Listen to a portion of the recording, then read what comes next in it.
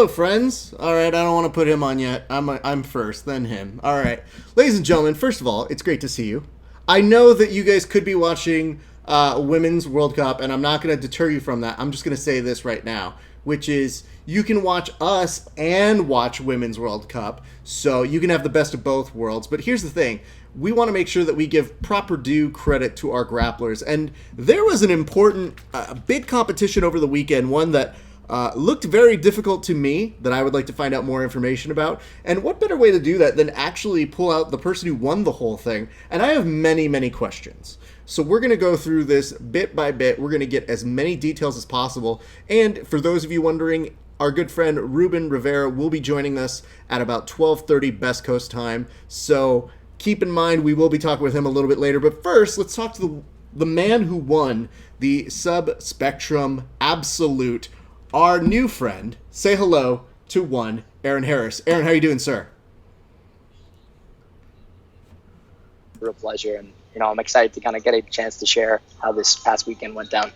Well, okay, let's talk about that, because I'm very excited that you won that competition. It's not an easy competition. And can I just get a quick estimate as to where are you weighing right now? Like, what is the average weight fluctuation for you? Let's say sopping wet, I'm about 170 pounds. Okay, cool. Because you look like a tinier guy, and it's not like you're super tiny, but when compared to one Austin Baker, sizes may vary. Yeah, I would absolutely agree with that. And, even in the finals, just carrying his weight around, my ankle took a good beating, and I have what I believe is a torn rotator cuff right now. So dealing with the heavier weights isn't exactly fun. Okay, let's talk about that, because I've like flow rolled with him. I can't really call it a real roll because he's very generous when rolling with me. But even in a flow roll situation with one Austin Baker, I felt like I was trying to move a tree in just regular shin-to-shin guard with him. I felt like I was just trying to move him, just even trying to like trip him up a little bit. I was like, why do I need to bench and be able to leg press more than I think I need to? Is that something that you felt as well? Or because I'll talk about the finish in a minute, but he's a very heavy person. Yeah, he actually managed to pass my guard about a minute and a half, I believe, around there into the fight as well. And even just the pressure from side control. I had a lot of hesitancies with the 3 on, 3 off of point scoring, and on the second 3 minutes of the match, there's points. So I was a little weary that he managed to stall out for that time limit from side control. So the pressure was intense, but I feel like with the heavier guys, if you're forcing the pace and you're being aggressive the whole time, it makes a very big difference on how he's able to use his weight. If he initiates the guard passing or he initiates the takedown, I'm working backwards, and the weight difference means a ton. But if I have him moving back, if I have him on defense, cutting a little, tight angles, it kind of takes away the weight differential. All right, we'll talk a little bit about that match as it kind of came up. But I want to know, how did you get on this card? Like, Jordan has his finger on the pulse of the Midwest. And so for me, it's always great when I see him reaching out for people like that. But you're also East Coast based. So how does one, get on this card? I don't know how this works. So I have a current promoter, Josh Leduc, who is the owner of Zapatero, and he does an excellent job of kind of getting my name out there. I had the pleasure of doing a quintet under one of his events this past October, and I went undefeated in the event, although our team did not manage to take the finish. And since then, he's been trying to boost my name. He's seen what I can do, and he's been contacting all the local promoters trying to get me as much exposure and high-level fights as he can. So when I got the opportunity to do SubSpectrum, I agreed in a heartbeat, even though the tagline was Heavyweight Grand Prix, and it proved to work out just fine. So Josh has been doing a good job of boosting me and giving me the fights that I feel I deserve. That's awesome. Josh seems to be doing wonders for a number of grapplers who I think the thing is, a lot of grapplers want those opportunities and don't always know how to find them. And I feel like Josh is a good guy who can get out there and, as I lovingly call him, be the asshole for you guys so that you can go have fun. 100%. Yeah, and the unfortunate thing in grappling these days, man, is I feel like the best guys, aren't getting the best matches. And it's more about shit talking and publicity. And I know purple belts who are getting paid for super fights against nobodies. So I think it's very important to have a strong social media presence and kind of let people know what you're getting done. That's fair. Okay. I mean, it's hard. There's two different things. So there's two different mindsets, which is, I'm a marketing guy. I know the value of how to market oneself, and I know that that's a skill into itself. So I never take away from that. It's just hard because at its purest, you hope that those who are skilled at jiu-jitsu will shine through. But that's not always the case. You get some of these guys, and I think that's sort of part of the reason why you see so many of these matchups where you go, how did that happen? That just wasn't fun. That wasn't exciting. Or this person marketed themselves so well that you're just kind of like, it was what it was. I mean, even to give you a rough example. So in the past, it's either 8 or 9 months. I'm 27-1 with a 100% finish rate. There have been no stallouts. There have been nothing that's gone the distance, and one loss. So that record is against brown and black belts almost selectively, and I still haven't managed to get my name out there. I don't lose fights. I finish everyone, and so it's just hard to advertise yourself, man. Yeah, and I think the hard part is too.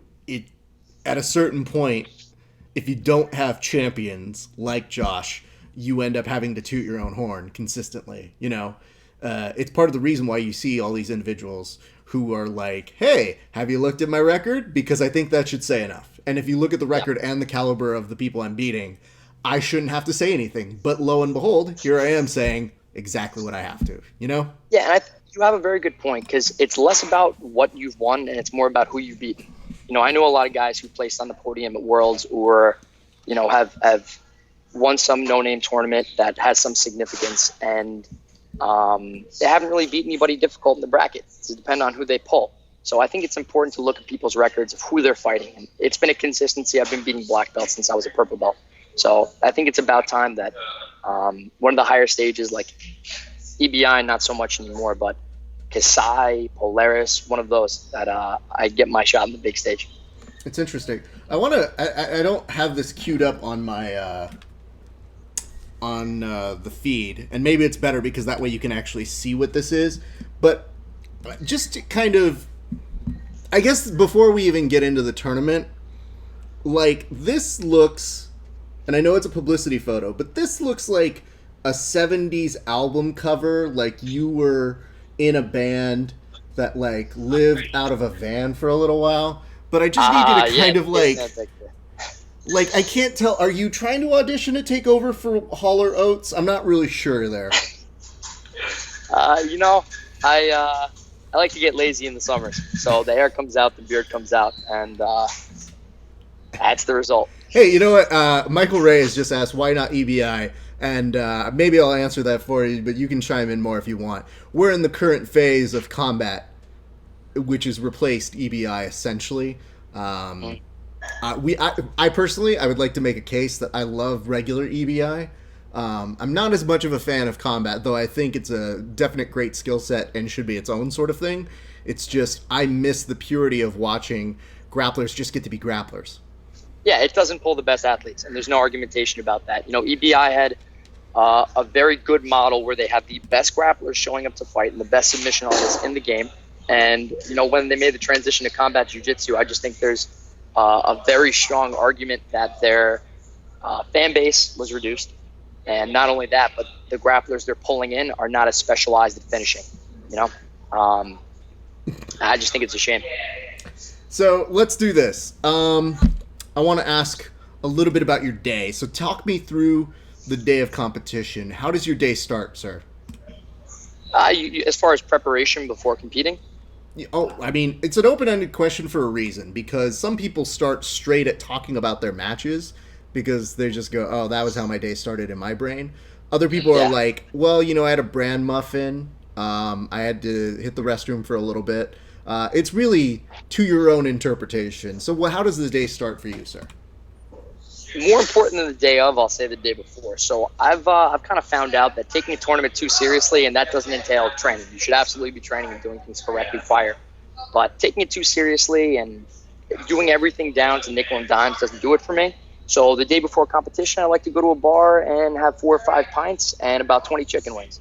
So that gets me nice and relaxed. So I'm ready to go. Let's chat about And that. then, That can't be yeah, true. Are you 100%. shitting me on this? Because No, okay, beer and chicken is my fuel.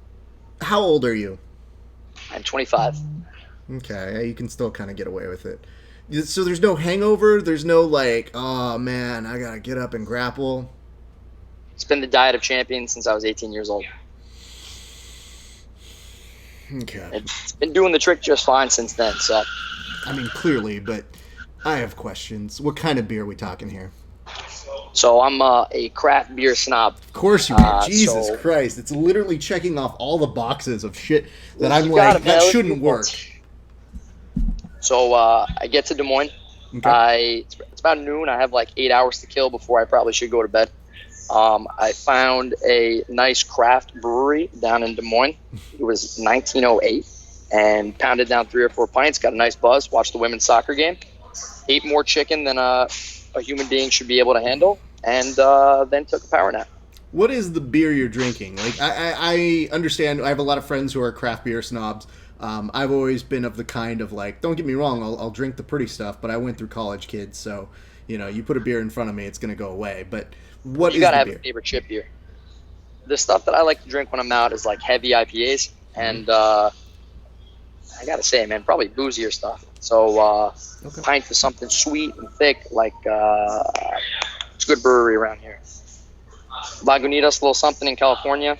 They got great IPAs. All that kind of stuff works great for me. Yep, I definitely will be known to show up if I'm ever playing poker or I am showing up at a friend's house. That is usually the drink of choice that I bring over as a courtesy. Hell yeah. Because I feel it's a good, like, middle ground where I'm like, okay, I think regular civilians will be okay with it, but I think those who appreciate craft beer know, like, hey, I'm bringing you something better than just the average bear. So Yeah, I would agree. so it's usually my like standard of like, and my favorite is the craft beer people. I have one of my friends who's a giant beer snob. I brought him like several different packets of stuff, and he just looks at me and he goes, "This is acceptable. I appreciate this." And I was like, "I know, I'm good at my job, Dick." So anyway, so that's how your days. Okay, man. Okay, I have just so many questions about that. I'm in awe of it. I love it. I'm happy that you do it. I wish I could. I can't even go train in a regular formation the next day, let alone for high competitive competitors. So when did you find this trick to be your thing? And this is a piece of advice I give all my guys. I own a school in New Paltz, and I give the same advice, not the beer drinking and chicken eating, but I feel like the intent when you go into a tournament matters a ton. And if your sole goal is to win, or your sole goal is to, go out there and tap everybody as quickly as possible and get the job done, it doesn't work out well for me. What kind of puts me in the best possible mindset to succeed and win matches and go out there is to want to make a highlight reel. Is to want to go out and have fun and think of it in the respect that, like, I train jiu-jitsu every day, and if I don't, most like, all the other jiu-jitsu fighters out there, I go fucking crazy. So when I show up to the tournament, I imagine that I haven't trained the day before. The day of, I haven't trained very much either, and I'm just excited to go out there and compete. So all the hard work and the grinding and the beating up on your body builds up, and you get to a point where instead of being overly stressed out, I go have a few pints, I settle everything back down, and then I get the mindset I want to have some fun, I want to compete, and I want to go out there and do what I do best. That's a good mentality. I like that a lot. It's one that I always wish more competitors would take. It's very hard for me because as a reporter, as somebody who goes out there and sees people before, I have a policy of I don't mess with whatever juju is happening. Like I tell the athletes, I'm like, if they want to come up to me, they can come up to me, but I'm not coming up to them until they compete, Yeah. Because I'm like, they may be in the zone, they may be awkward, they may be socially nervous. So I just kind of tell people, I'm like, you're more than welcome to come say hi to me, but I'm not going to mess up your zone. And man, that aggressive mindset, it's never been functional for me. I like shaking my opponent's hand beforehand. When the match starts, it's competitive. I think give them a little push, get the juices flowing.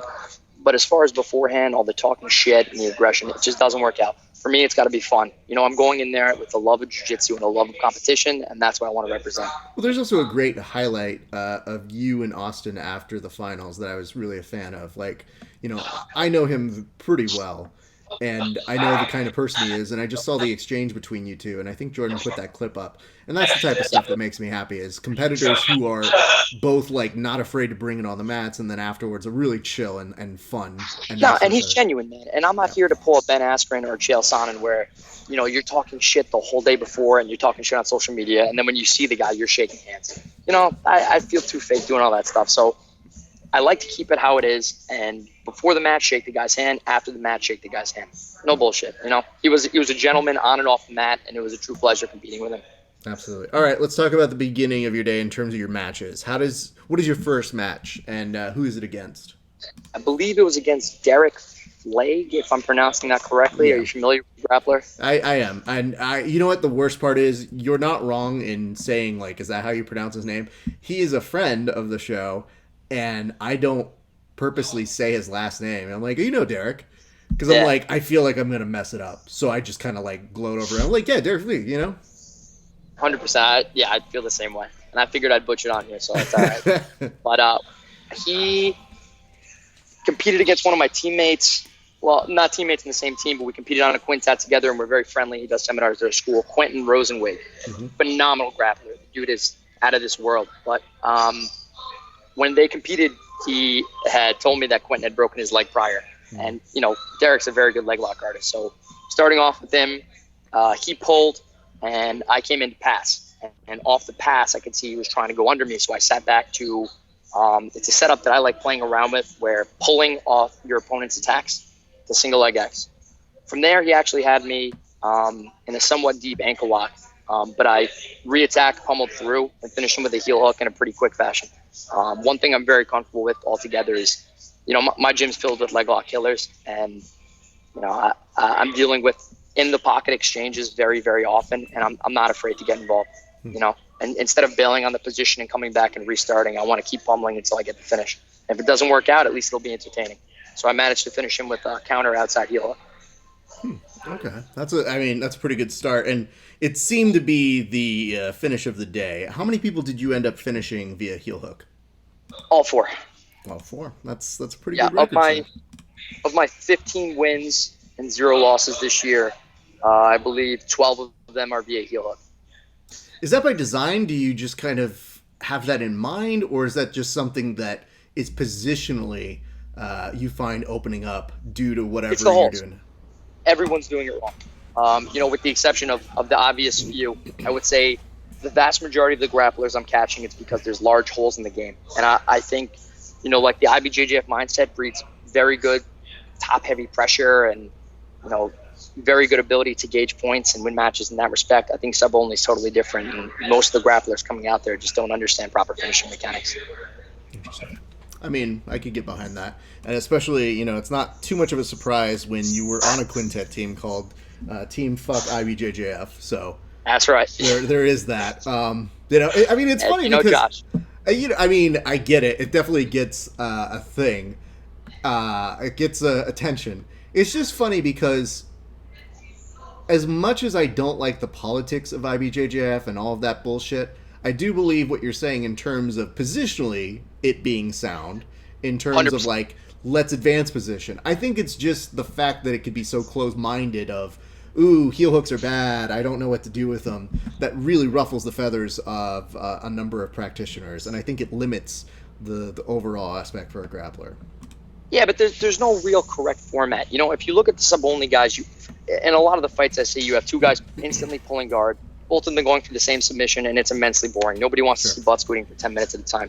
Then you look at IBJJF, and stalling is a pretty real problem. So, there's no one over the other, but I think just creating a game where the entire match you're looking for the finish in the most efficient and entertaining way possible will breed better grapplers. Fair. All right, let's talk about your second match then. Who is your second match against, and how does it go? Ooh, John Hansen, 250 pounds. Oh, my God, why? Yeah, two-time world champion black belt at heavyweight, IBJJF. So he actually had a bye the first round. So even seeing this man when I came into the venue was interesting, to say the least. Super gentleman, and he shook my hand. His hand engulfed half my arm. So right when the match started, I think he attempted to pull so that I wouldn't be able to pull and start the attacks. But as he pulled, I sat through and immediately shot my knee over his hip and rolled for a belly down outside heel hook and finished it within 10 seconds. Okay. That's about as good as you can hope it goes. It couldn't have been better. Worked out very well for me. That's so scary though, because like, oh fuck, dude, I don't know, man. I feel like Keenan put this out there, and I feel it's more to my situation than really yours. But Keenan said something like, "Yeah, jiu-jitsu works really, really well up until about 30 pounds up." He goes, and then it becomes like a different game into itself. And I always notice in the gi, I would agree with him, but there's always a hole for a submission, and things, if you play it out 100 times in a row, it could always be a different result. And this night when I fought him, things opened up and it was there, All right, if you say so. I'm just going to, So it was my very awkward. He had 80 pounds on me, so that would be 3 times what Keenan's talking about.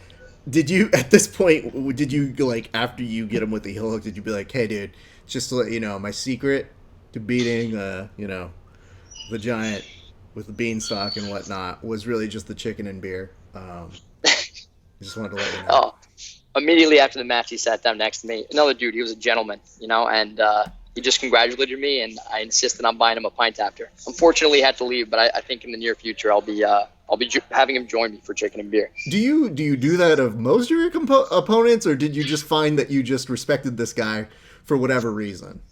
Hey man, if they like drinking, they're coming out with me. Okay. Because, I mean, honestly, dude, I'd take the match and just get a quick L just to get the free beer, if I'm not, being honest here. I think it's a pretty smart... Let me know when and where. Yeah, I mean, I will. It's not going to be a very long match. I'll make sure of it. Just mostly because I'm there for the free beer, if I'm being as honest. But that's pretty dope. All right, match 3. What happens there, sir?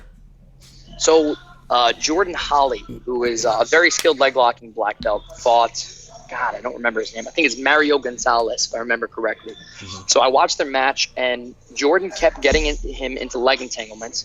Gonzalez didn't really appear to want to engage, and Jordan just couldn't get the finish.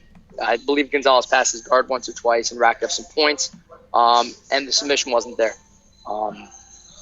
When I fought him, it was aggression from start to finish. I was trying to work my wrestling and pulls to get under him. I was pushing him. I was moving him in circles around the mat, trying to catch whatever I could. So I managed to go shin to shin and pull single leg X. And when he tries to flee, what most people will do in the IBJJF format when they go sub only, if they're caught in single leg X or an entanglement, they'll turn away and try to bail, and pull the leg out. So as he turned away and tried to pull out, I hipped over, began the reap, and finished the belly down heel hook as he was rotating. So I think that was the longest match, but in no point did I even feel in close to non-control. It was pretty straightforward the whole time. That's pretty good. I know. Not really any attempts to pass. I know Jordan as well. We just interviewed him last week. He's a very promising young man in his own right. And I mean, one of the things that he was saying in the interview with me a couple weeks ago was, he's looking for those big opportunities, those big showcases. And he's saying, like, man, the hardest thing about being in a certain region like a Texas is you want to go out and you want to exchange with those leg lockers. You want to have those matches that are going to test you like that. So I'm pretty sure even if he wasn't happy with the result, he's definitely happy with the caliber of competitor that he would be able to pull in that. So that's good. Yeah, he should be, man. If you're losing, you're fighting good guys. Especially at his level. He's a very respected black belt. So, Gonzalez did what he had to do to get the win. Absolutely. All right, let's talk about your final because, again, as I've mentioned, I love Austin. He's a good guy. I know he's hard to move. That finish, though, walk me through that finish because the way I saw you do it is, I think, one of the smartest approaches for somebody who is essentially a tree stump. But I really loved your entry into it. And I really want you to kind of walk it through because I actually have a high appreciation for your ability to describe what's happening without any clips. Like, we don't have a clip of it, but you're doing a very good job of telling us and teaching us the mechanism of how you're pulling off what you did. So if you wouldn't mind, I'd appreciate that. Yeah, so I almost finished him. I was pretty confident I was going to finish him in the first, 30 seconds of the match. So the problem that people are getting into when they're attacking these leg lock scenarios is they're failing to create an angle. they're coming straight forward and looking to go inverted while their opponent's on top, and that's going to lead to stacking, and especially a guy with, 70 pounds like Austin had on me. You're just going to get your neck broken. Something's going to break. So I think the important thing is when you start an entanglement, it has to be consistent movement from the entry all the way to when you get to the finishing position. You need to keep his hips away from yours, and you have to secure a heel grip. So I rolled through, and I used my outside leg while going inverted on his far leg to kick him over. And when his weight was going back, I caught the heel. His leg is the size of my body, so he kicked with his outside leg to clear, and it wasn't there. The finish was actually coming under the second time for the finish is when he tore my rotator cuff. I was planted on my inside shoulder, and if you get the honey hole when your opponent's stacking, if he's able to underhook the head, he flattens you out. And it's a sprawl from the leg drag position. He circles. Okay. The fight was when I was inverted. I was trying to pull his armpit over my head and off balance him. If he was able to underhook my head, I'm pretty confident I would have lost the match. If I was able to off balance him and pull him through and come through on the leg, I was confident I can finish. So I had my hand consistently under the armpit. I was guarding it the whole time, felt in control. As he off balanced, I kept the ankle tight in my armpit so he wouldn't be able to clear the leg. And then the inside heel was there. And unfortunately, the doctor said after the match that I tore his MCL, and I felt something rip from the foot up to the knee. So the finishing mechanics were there. The submission was tight, and I think he tapped maybe just a little bit too late. Yeah, I've seen a handful of his matches. He's one of those guys who really doesn't want to go. Oh, he was standing up around him. And this isn't the first time I felt the knee shred. The guy's a freak. Yeah. It was weird. I saw the finish, and then I saw the hand raise. And when I saw the hand raise, I always kind of look and see what the leg looks like. And especially if it's one of your friends, you're like, okay, cool, I as a reporter, you can't really have a sense of too much bias. So you're just kind of like, okay, Austin didn't win. Is he okay? Is really the question now it becomes. And then when I saw his leg, I was like, he's not showing like it hurts, but I saw the finish, and I'm curious, I cracked him, Pop. What they didn't show in the hand raise is it took him some time to get up off the mat, and the doctor had to come in. And all right. Well, I mean, it's one of the avenues that does come with competition. So, unfortunately, I hope that he will be recovering soon. I know he's a solid brick of a human being. I wouldn't be surprised if he's already back on the mat sooner than I expect. So I wouldn't either, man. He's a gross lead. I remember when I first walked into the tournament, I was there with one of my former teammates, Amanda Bruce. Girl's a phenom, crazy purple belt. She's at Atos HQ now. And he was sleeping on the mat to our left. We just glanced at him. I just remember looking at Amanda like, hope I don't have to fight that guy. Oh, that's great. All right, so this is interesting because most of the times I feel like I have to ask people, how did you celebrate that win? But it felt like you already celebrated it the night before. Like, I can't imagine, like, do you just add more chicken wings and beer? Like, that was literally exactly how it went.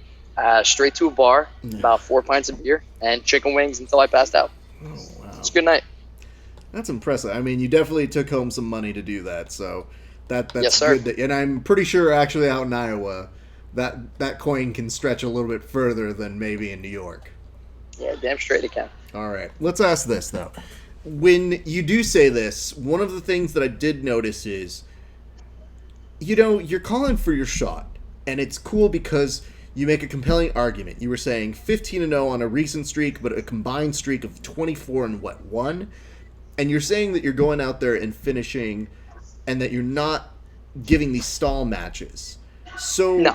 If you had your ideal pick, what would be the most rewarding show to be a part of? I know that you have the ability to say you'd be on any of them, but I find that sometimes by singling it out, it's not too far off. So if you had your pick, what show would you have and why? Because I feel like some people gravitate towards certain rule sets in shows. I mean, that's a good question. I think for me, it's less about the show and more about finding a formidable opponent, I don't think it's cocky to say I have not been pushed in any of my recent matches, and the vast majority of them have been under a minute finishes. If somebody checks out my Instagram, it's just a full plethora of finishes and high-level brown and black belts in under a minute. It's been the situation for a long time now. So I would just like to get an opponent who's willing to take a match with a finisher like me who doesn't have a massive name. And I think the risk and reward factor for a lot of guys out there, it's just not there. So Kasai, Polaris, EBI, I would take a super fight, whatever's available. Okay. All right. We'll definitely try to continue this momentum going there. But just to help maybe give us a better idea about you, because sometimes they look at these stories. So let's get to know, where does your jiu-jitsu journey begin, sir? So I had done boxing and kickboxing when I was 17 at a gym called NYMAG. Not a very good jiu-jitsu instructor at the time. And I didn't want to try jiu-jitsu until after fighting MMA and consistently losing. So when I was at Binghamton University, I was studying neuroscience, and they had a jiu-jitsu club there. So I remember going my first day, and like a 125-pound kid was just mauling me. You know the day one stories, arm triangles, and this is without the highest level belt. There was a blue belt. So they were just running through submissions left and right. It was super sloppy, and I just loved the feeling that, that jiu-jitsu worked. So I trained there for a year before eventually running the club. And then I found Mike Wacker of Black Hole Jiu-Jitsu. And even at white belt level, I told him I wanted to make a career out of this, and I've never had so much fun in my life. So he was one of the only black belts, I think, on the planet who would take a white belt seriously when he said something like that. And he's been behind me and boosting me and privates, working my ass off every day since. Let me get this straight. So you knew from day one that this was kind of a career path for you. You knew this is where you wanted 100%. to go. Okay. Yeah, I had done 4 years of neuroscience, 2 years at Temple and 2 years at Binghamton University. And I just remember looking at prospective jobs. I was working as an EMT at the time when I was at Binghamton. And I was doing overnights on the ambulance corps, driving the ambulance. And I would do like internships at hospitals and stuff like that. It was an awful way to go about living. And I remember seeing the jiu-jitsu lifestyle and guys in Brazil sitting on the beach. And I was like, man, I could really get down with that. So after a year of training, I made a trip out to Brazil as a white belt for a month and trained at Gordo's down in Rio. And when I left, man, the unrealistic idea of sitting on a beach and not working kind of faded, but the love of jiu-jitsu is just there. And there hasn't been a day when I've doubted doing this. It's just been training and studying it like anything else and stay the course. Now let's ask this, because this is important. What was the aptitude as like an athlete? Did you play sports as a kid? Were you athletically inclined? Like, what was your background in terms of that? I was never particularly strong, but I was pretty coordinated. I played tennis, ran track, lacrosse. I kind of dabbled with everything, but never excelled to greatness in any one thing. And, all that stuff kind of fades out as you get older. High school sports and college sports aren't really there for the majority of people. And, something like jiu-jitsu, I realized, can be there the rest of your life. So I figured there's a market for it and hop in. Intriguing.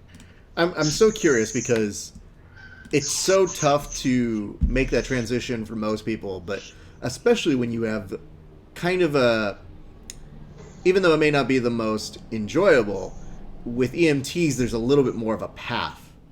So there's a little bit more, if you do X or Y or Z, it's more likely that you're going to end up doing this kind of career and that things may avail itself.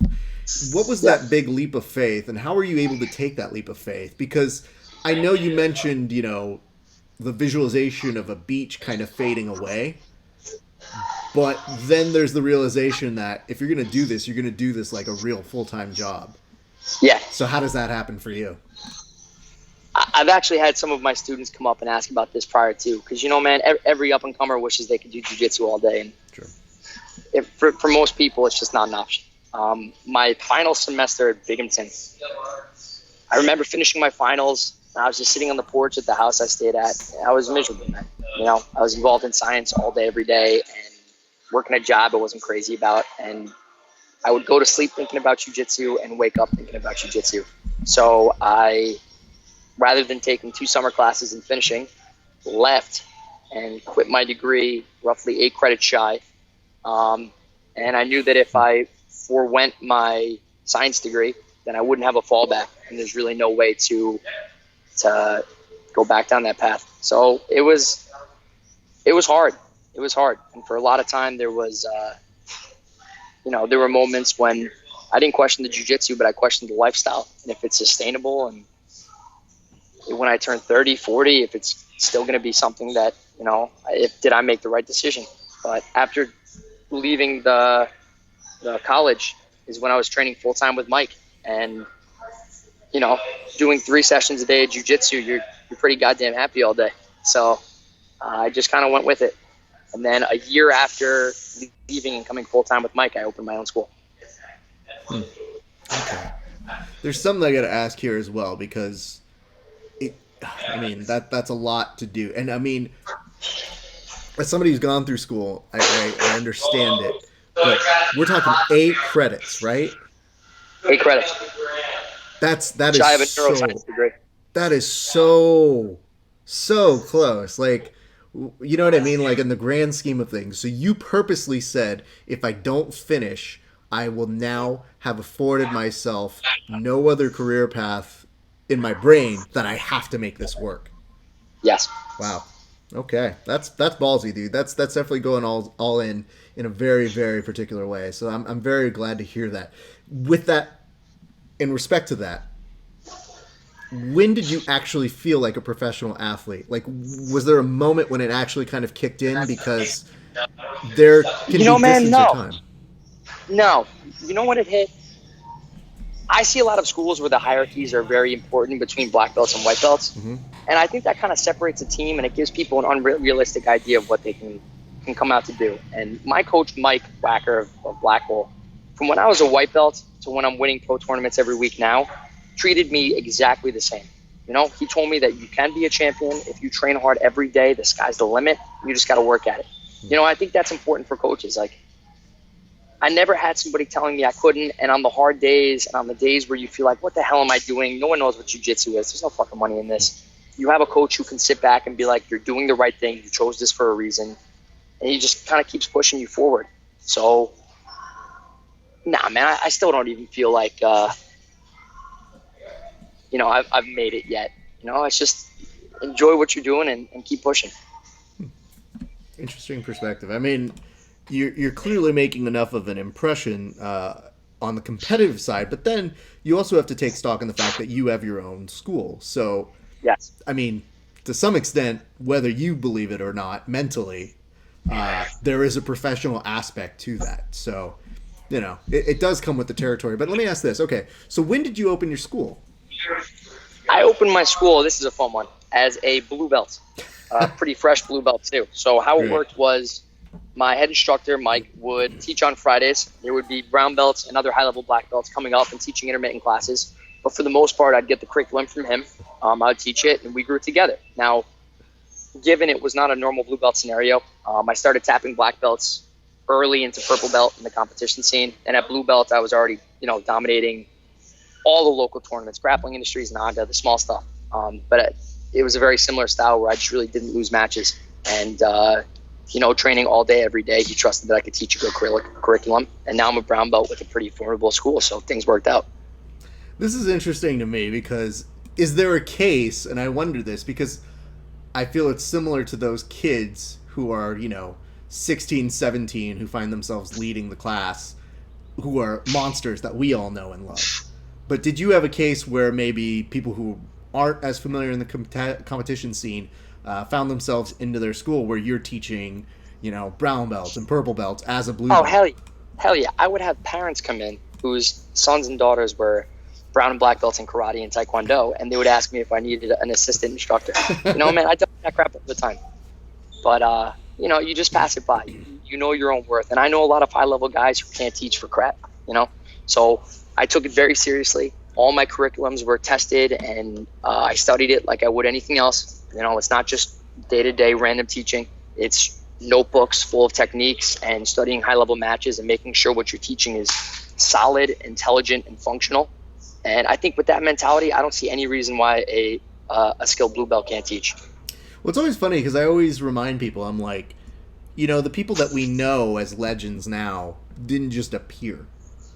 There becomes a certain moment where maybe we didn't see their prequel years, but to tell somebody like a baby blue belt Danaher, like, oh yeah, you don't know what you're talking about, is like, I don't know. It's very difficult because I think it's fun that we like to give blue belts the oh well there goes another blue belt disappearing Yes, kind and of given name. too, it's the vast majority of my school when I first opened. I'm not teaching brown and black belts. It was beginners, kids classes, and white Sure. belts, and it grew. And by the time where I am now, brown belt.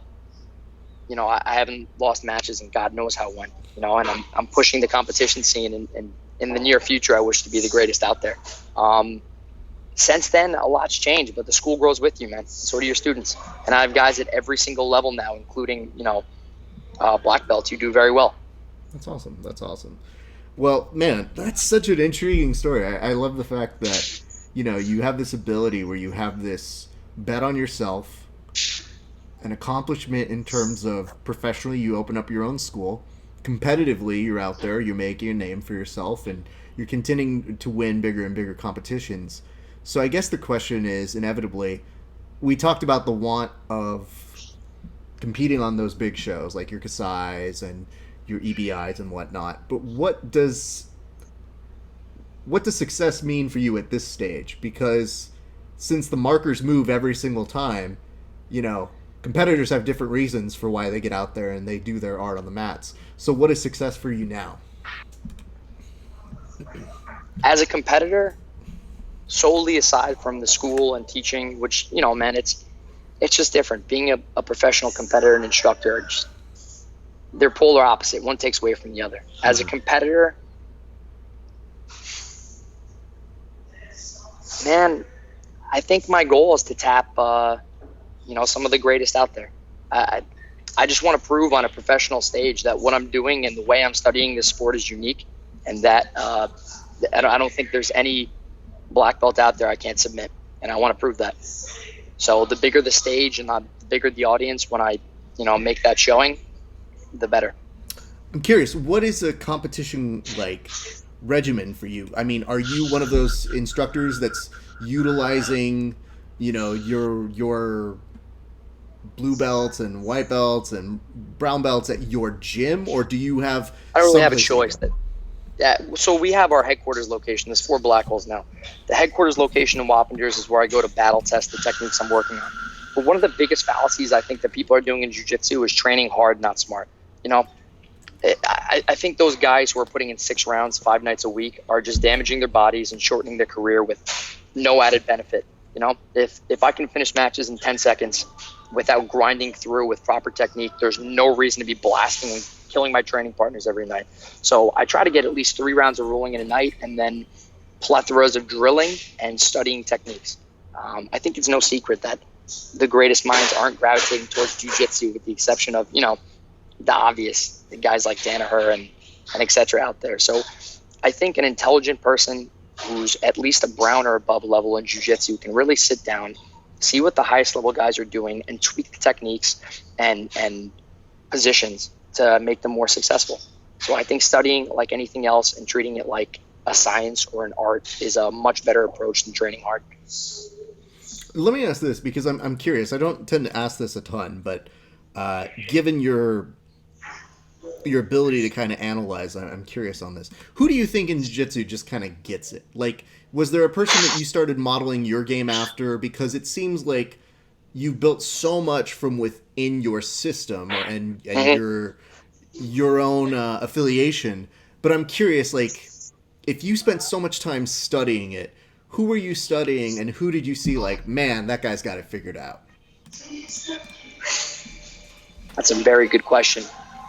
A lot of the movements you see coming out of the Danaher Death Squad are just, even the way they look, they're aesthetically pleasing. It's very effective, very slight techniques, and it's all about minute details. And it seems like what they're doing right now is very successful. I have a close friend who's an unhuman competitor, Nick Ronan, who's competing under Matt Serra and Danaher. And, he's come up for a few seminars, and the way he moves is phenomenal. And I think taking those kinds of elements and combining them with, you watch an IBJJF Worlds competition with, I managed to attend 2 seminars with Lucas Lepri.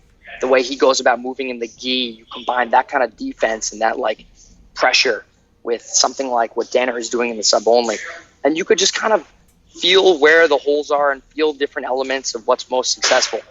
So I don't think it's any one system. And I think all of the high-level guys are capable of losing and succeeding in different manners. But I think keeping an open mind and really, like you said, shifting what you're doing on a weekly or monthly basis is the right, element. Like the heel hook phase is starting to pass, and straight ankles are proving the hard counter for all the really good heel hook guys. And I don't think that's the end-all be-all as well. That's going to change in the near future. So is there any one name? No. But I think definitely watching the highest level guys, you can pick and choose what works best for your style. It's interesting. I mean, I get that a bit where, people I always like to ask, if you could mold together the best grappler, they always kind of say, like, if I could have this person's passing and this person's, regimen with his leg attacks, and I'm always thinking, like, that's great, but if you Frankensteined a grappler like that, they would have so many mental problems. I don't even know where to start. For sure. Just combining everybody's worst neurosis and crazy and insanity is just being like, put half of these guys together in a room and you're just like, yeah, everybody's personality comes through very strongly. Yeah, man. And as you're learning too, if you have a good gym, your whole gym should be picking up as well. When I first started really getting heavy into the heel hook scene and leg lock scene 2 years ago, when I first started really studying it, you could see just the level of defense at my gym improve tremendously. It's where all the heavyweights, the lightweight guys, they're all changing their game in slight ways, and that ghost jiu-jitsu of just having the proprioception of knowing how to move and defend things increases. And if you're at a good school, as everyone's increasing, you have to continually get better attacks. We had Quentin Rosenweg, another just freak, come up and do a seminar at our school, and even after he went over some 50-50 finishing details that were, nothing mind-blowing, changed the whole outlook on the position and the way we study it, So I just think keep learning, keep adjusting, and keep taking from the highest level guys out there.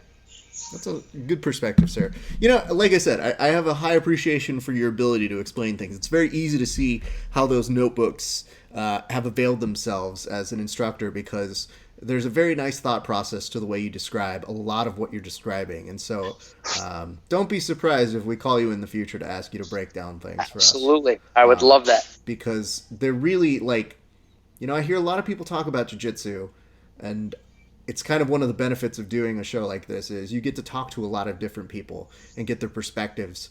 But there's a very clear and concise ability to talk about other people's jiu-jitsu and break that down that I think is actually really cool. So you should feel very, very comforted in the hundreds of people I've interviewed. I have a very high appreciation of how you talk about it. So thank you very much, sir. No problem. All right. Now I have to say something insulting because I can't leave on too many good, nice notes. I'll take it. Well, I don't know about that. I mean, I'm way better at insulting people than I am about lifting them up. If we're talking about, like, the people who hype up the team, I'm not the guy who comes to hype up the team. I'm the guy who comes to cool them off and be like, whoa, you assholes are too full of yourselves. I'll be the judge of that. Well, okay. You say that, you get the nice version of me, which is everybody likes talking with talk show Raph. Producer Raph is a very different story. So let me ask this, man. What do you got coming up next? Like, what is on the calendar next for you, sir? So I'm trying very intently to get the side. Currently, if my rotator cuff is torn, which I gotta say it is, I might have to take some time off. But besides that, I was just messaged by King of the Cage, and Sogi is talking about submission-only grappling invitational run by Chris Shagoli. Yes. He's looking to put together a massive quintet with all the local and actually not local, national promotions. So Finishers wants to put a team in, Sogi wants to put a team in, SubSpectrum wants to put a team in, etc. Now, I don't know if you knew about this match, but we had custom rash guards made with me and 4 other very dominant black belts for Fellowship of the Reap, which, modeled after... Hold on. No, I know what you modeled. I know what you modeled it after. Just, can we have a moment about how big of a dork all of you have to be to Fellowship of the Reap? Hell yeah. Listen, I have to Oh, you should see the rash guards, man. I'll send you one when we're done with this. Okay. You'll love them.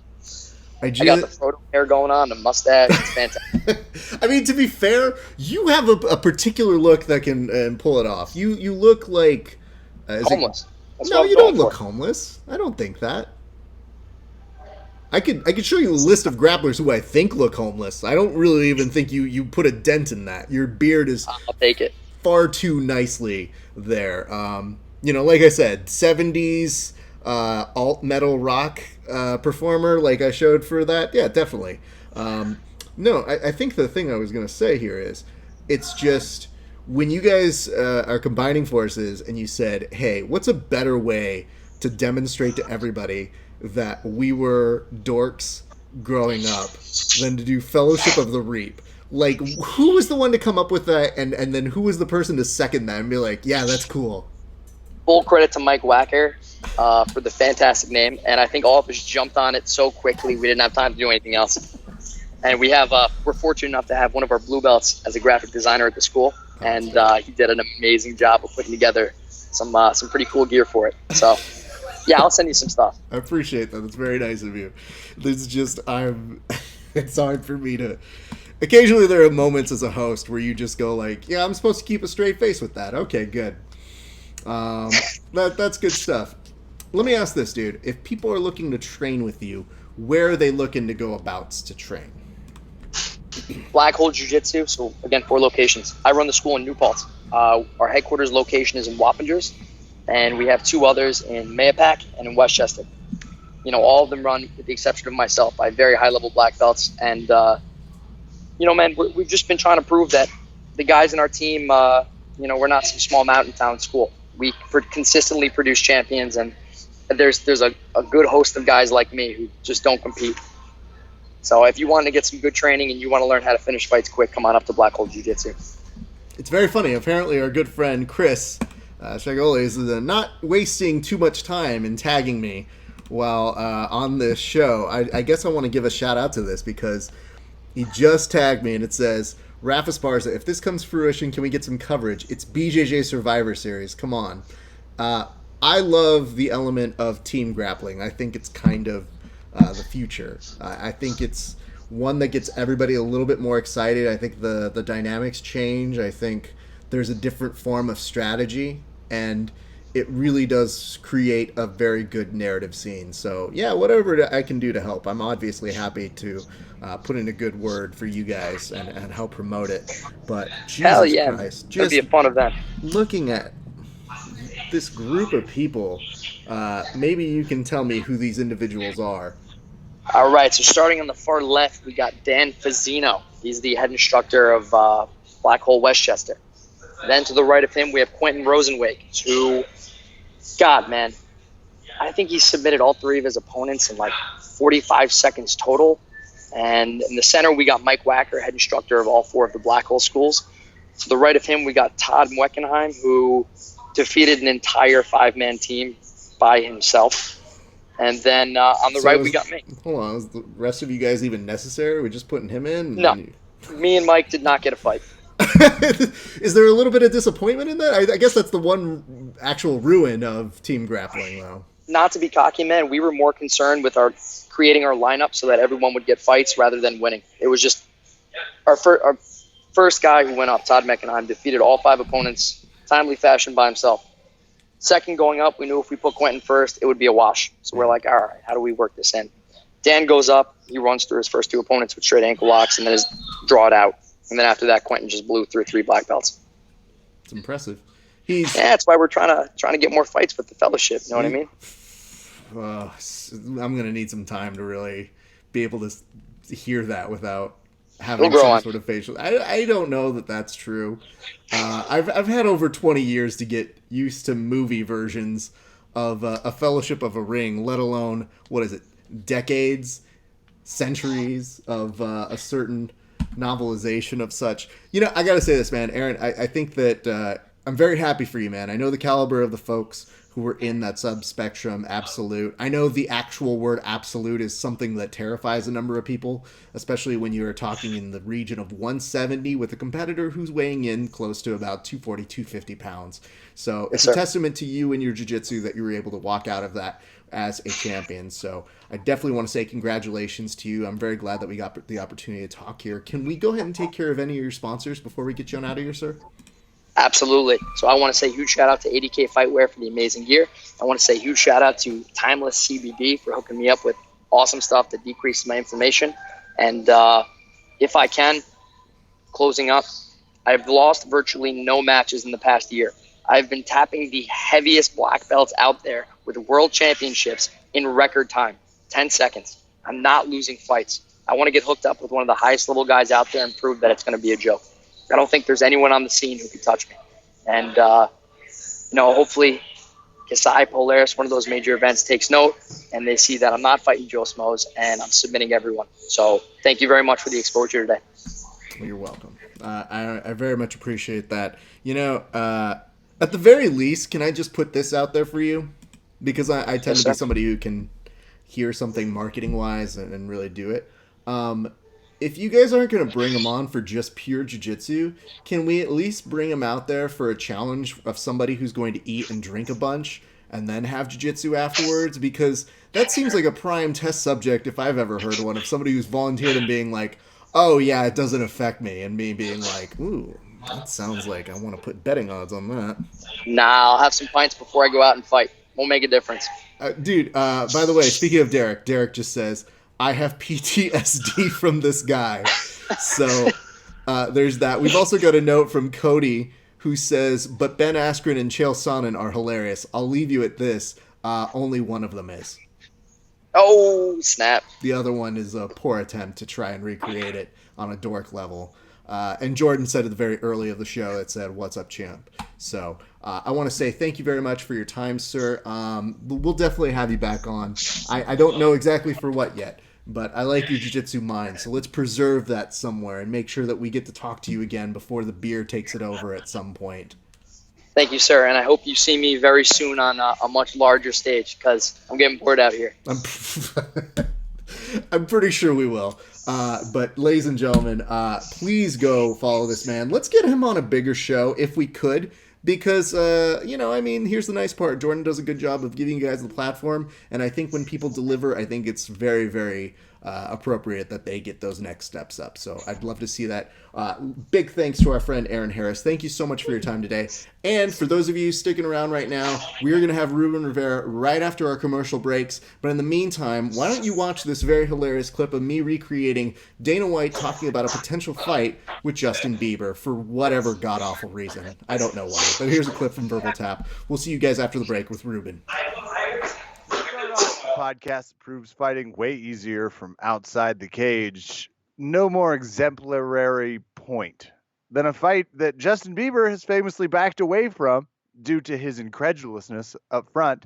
We have on the line favorite of the show, Dana White. Dana, do you want to tell us, it sounds like you're entertaining the idea based on comments. What's this most recent response? Well, first of all, it's a pleasure to be back here. I mean, it's been a while, right, since I've been on this fucking show? Yeah, you're way calmer now. We've noticed it in the media. We can't tell if you're just getting older or what, but yeah, it's nice to have you back and less yelling. Well, I mean, let's look at it this way. What are you calling me about? Some fucking pop star wants to fucking fight? Yeah, I want to see that. Who you got? Early odds. Who are you taking in Vegas? Like you're better. I'm not taking anybody right now, but I'll take Tom Cruise. Perfect. Well, do you know why though? Why? Because he's got all the right moves. And I think it's some particular risky business for Justin Dana Bieber more to get clever involved. than he normally is with his Tom Cruise references. In fact, I was wondering if when he made this challenge, he had his eyes wide shut, like a fucking little Rain Man. You know what I'm saying? You've now said you'd entertain it. You would talk. Are you serious, or is that just kind of your response now that you've switched over? Hey man, I know I'm in the Minority Report here, but it's not gonna. This is way more movies. I just want to throw some lions to lambs. I mean, is there anything wrong with that? Anybody see that one? That's with Meryl fucking Streep. Fuck that, you know? Why are you saying you'd put two people that don't fight in the cage together? Here's the thing. Once you've gone CM Punk, you never go back. So, I think you guys famously put out some fucking stupid meme, which I actually kind of laughed at. Not gonna lie, it was pretty funny. But I was also pretty pissed at. But I think the caption was, real UFC fan. There's no way the UFC will ever embarrass themselves more than the CM Punk fiasco. Me. hold my Modelo. I can get 2 people under 5'7" in the cage. What else is going on? I mean, I can't believe that you said. I am surprised you said Tom Cruise's name out loud. I guess. Let me just say that. Yeah, I mean, here's the thing. When you got like a mega movie star, you want to go and ride that SEO wave. So that's really what I'm all about right now. SEO. This is how you can tell you're with ESPN now. You've used way too many terms. You don't say fuck nearly as much as you used to, here or otherwise. Give me a few good men, and I'll fucking say some fucking fucks. Are you on a fuck restriction? Is this a war of the words? Affirmative. This is too fun. Join us next time for Tom Cruise movie puns with Dana White. A new segment we were going to launch in 2020, but it might be time. Anything for us before I send you back to ESPN headquarters in Connecticut? I mean, I just want to let you guys know this match would be without limits. Oh shit, did he fucking narrate that? I don't think that counts. I don't know if he was in. He produced it. It counts. Also, We've got to find the name of a Scientology commercial. I'm sure he's. I'd hate for there to be some collateral. We'd call it the War of the Worlds. I am. It's storming out here, so if that's any innuendo for you later, but anything. I thought your secretary said you had breaking news. Oh, was that just BS to get us to have you on to talk more about how many movies, you know? Hey, you know what it is? Yeah, because I'm American made. I didn't even see that one. I know it exists. Not either. I saw some of it. I saw parts because it's on HBO, but I was like, CIA, drug runner, got it. Saw some cool parts. Let's say farewell to the one and only Uncle Dana White. Jack Reacher, I hardly know her. Bye, everybody. Fuck you guys. That one I like. That one I'm in on. That's it.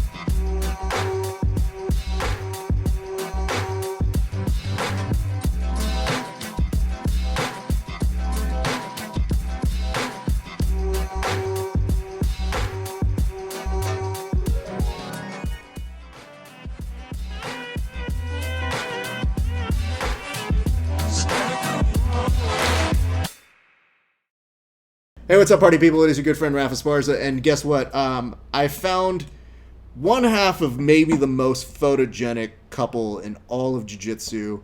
His better half is somewhere else, but I guess we just have to make do with Ruben Rivera, who this week solidified his position on a Subversiv BJJ competition, of which yours truly will be doing the commentary for. So I guess we should start with this. Ruben, what should I insult you most when I am on the microphone about? Because it's very hard to figure out what to make fun of you about. What should you insult me with? Probably my skinny legs, my non-calf muscles. That's an easy one. Do you get insulted about that? Oh, yeah. I think that anytime somebody's trying to pick me apart, especially at the gym, that's one of the first things they point out. They go, oh, look, you got chicken legs, you got skinny legs. And I'll be like, yeah, but I'll still strangle you with them. I really wish I could give you more shit about that. I have one major issue with it, which is my legs are also chicken legs. And well, we're Latino, you know. It kind of comes with the you know, I don't know. I mean, the Latino. I'm not gonna lie, dude. There was a very weird moment in my upbringing when I saw all of my uncles who had chicken legs. And I saw them trying to do jokes about it. They're like, look at chicken legs over here. And I was like, we can't say that in this. Everybody has chicken legs. Yeah, like everybody's got skinny legs. My first experience into that. I have so much I want to talk about with you because you've been on a tear, dude. It's been great watching you come into a very, very busy set of weeks here. Obviously, you had the World Series of Grappling. You had, what was it, just 2 weeks ago, you had that. You went to Midwest Finishers. You put on a great display there. And then just this weekend, when I thought, oh, maybe Ruben has taken the week off, not such the case. You were competing against your own brethren for a spot at Subversiv. And also, let me get this straight. Do you get the slot at Combat Jiu-Jitsu as well, or how does that work? Yeah, as well. Yeah, so it'll be me and Nathan Orchard representing 10 Planet at the next Combat Jiu-Jitsu Worlds 2019. The welterweight. Feel like though, because dude, it's so crazy, man. It's like, you know, you put these things out into the ether, right? Or you put them out into the universe, or you speak them right into existence, and it's such a trip when they actually come into existence, you know. And it's interesting because you know that you brought it up that we had spoke in the past, and that I said I wanted to start competing more, and now I'm competing more.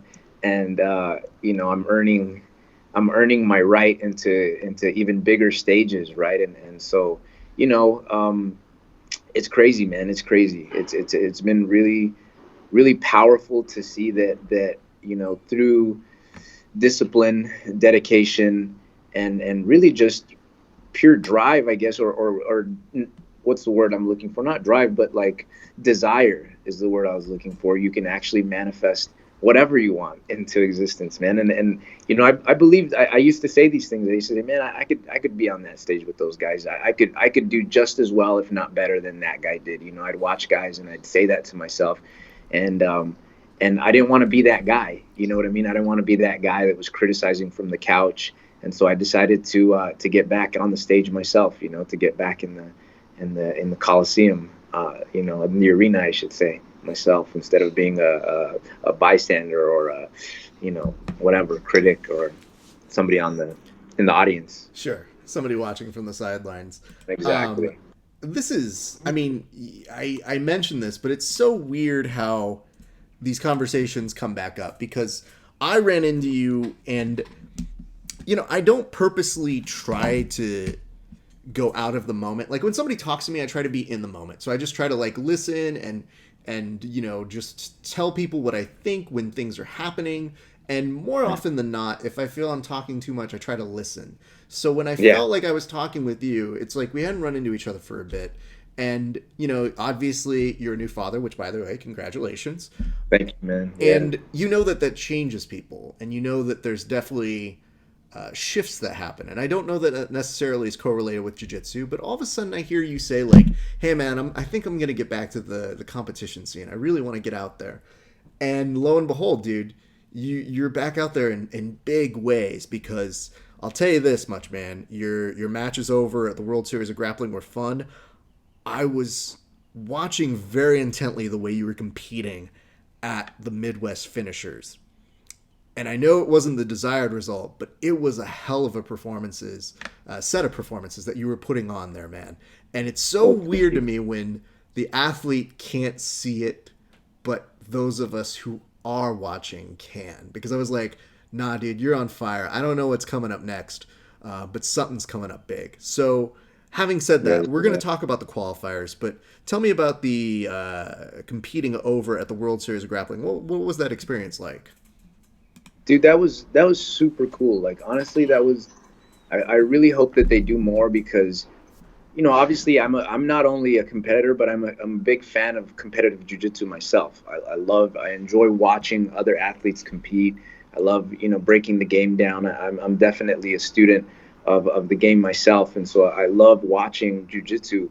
And so anytime that I see a quality show or a quality event, I get happy as a fan of jiu-jitsu. I love that, and I think they did a spectacular job on that show. And unfortunately, you know, they didn't kind of go the modern route with a live stream and so on and so forth. They opted to go with a interesting route, you know, to air it on television 2 weeks later, or I don't even know if they're gonna air it at this point or what. But it really was a great event.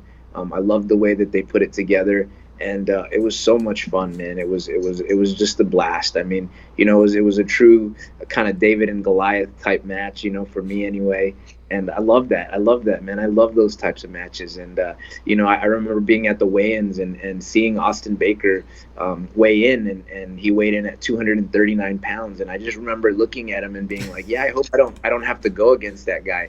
And lo and behold, on the day, they call Austin Baker and Ruben Rivera, and it's just like, all right, here we go.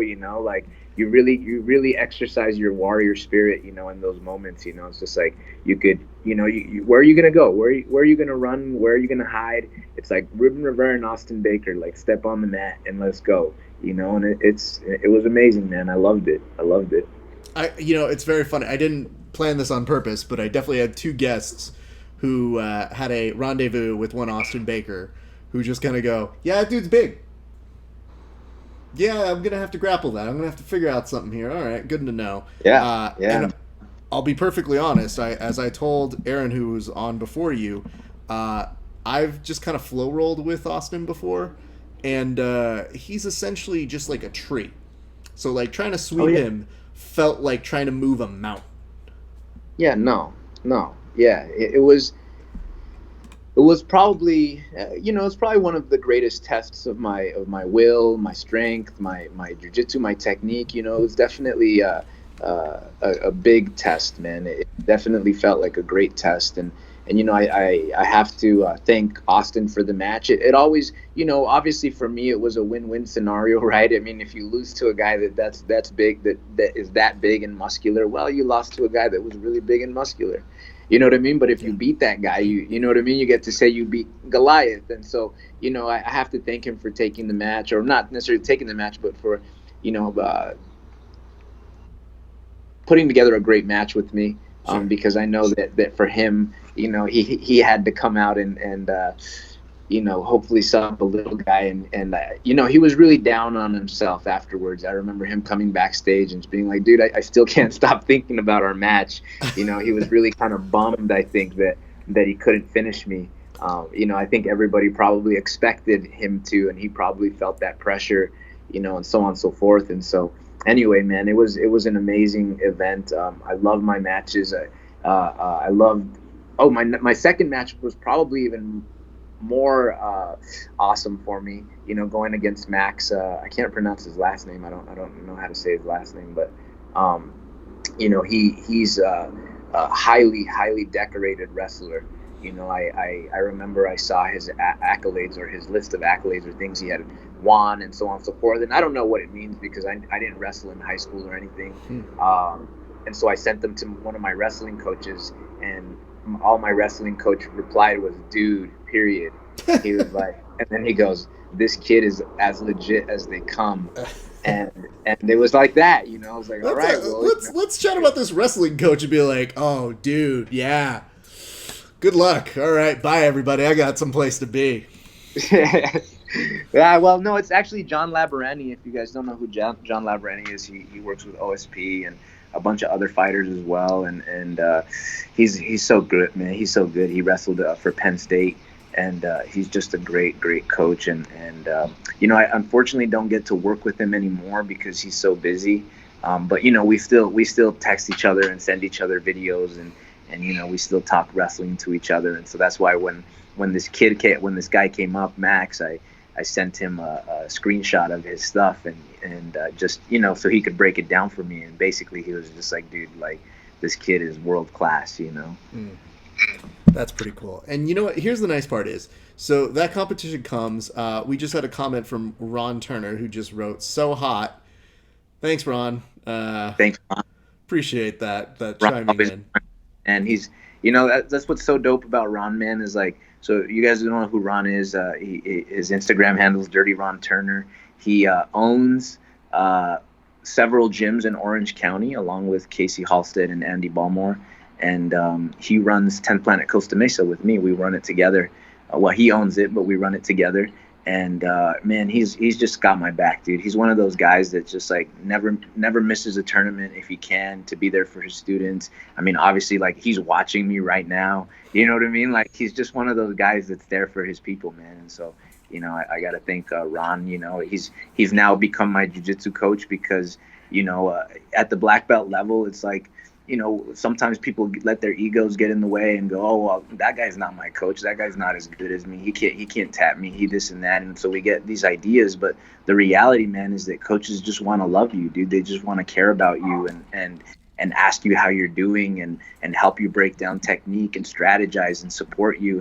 And really, that's what it's all about, man. That's what I want. That's what I need. You know, I need love, man. I need somebody to help me. I need people to be on Team Ruben, you know, so that I can succeed. And so anyway, you know, sorry for going on that tangent. No, but hold on. You bring up a really important thing, because here's the nice part. Here's what I know about you, which is that you're essentially the head of a group of individuals who are looking up to you.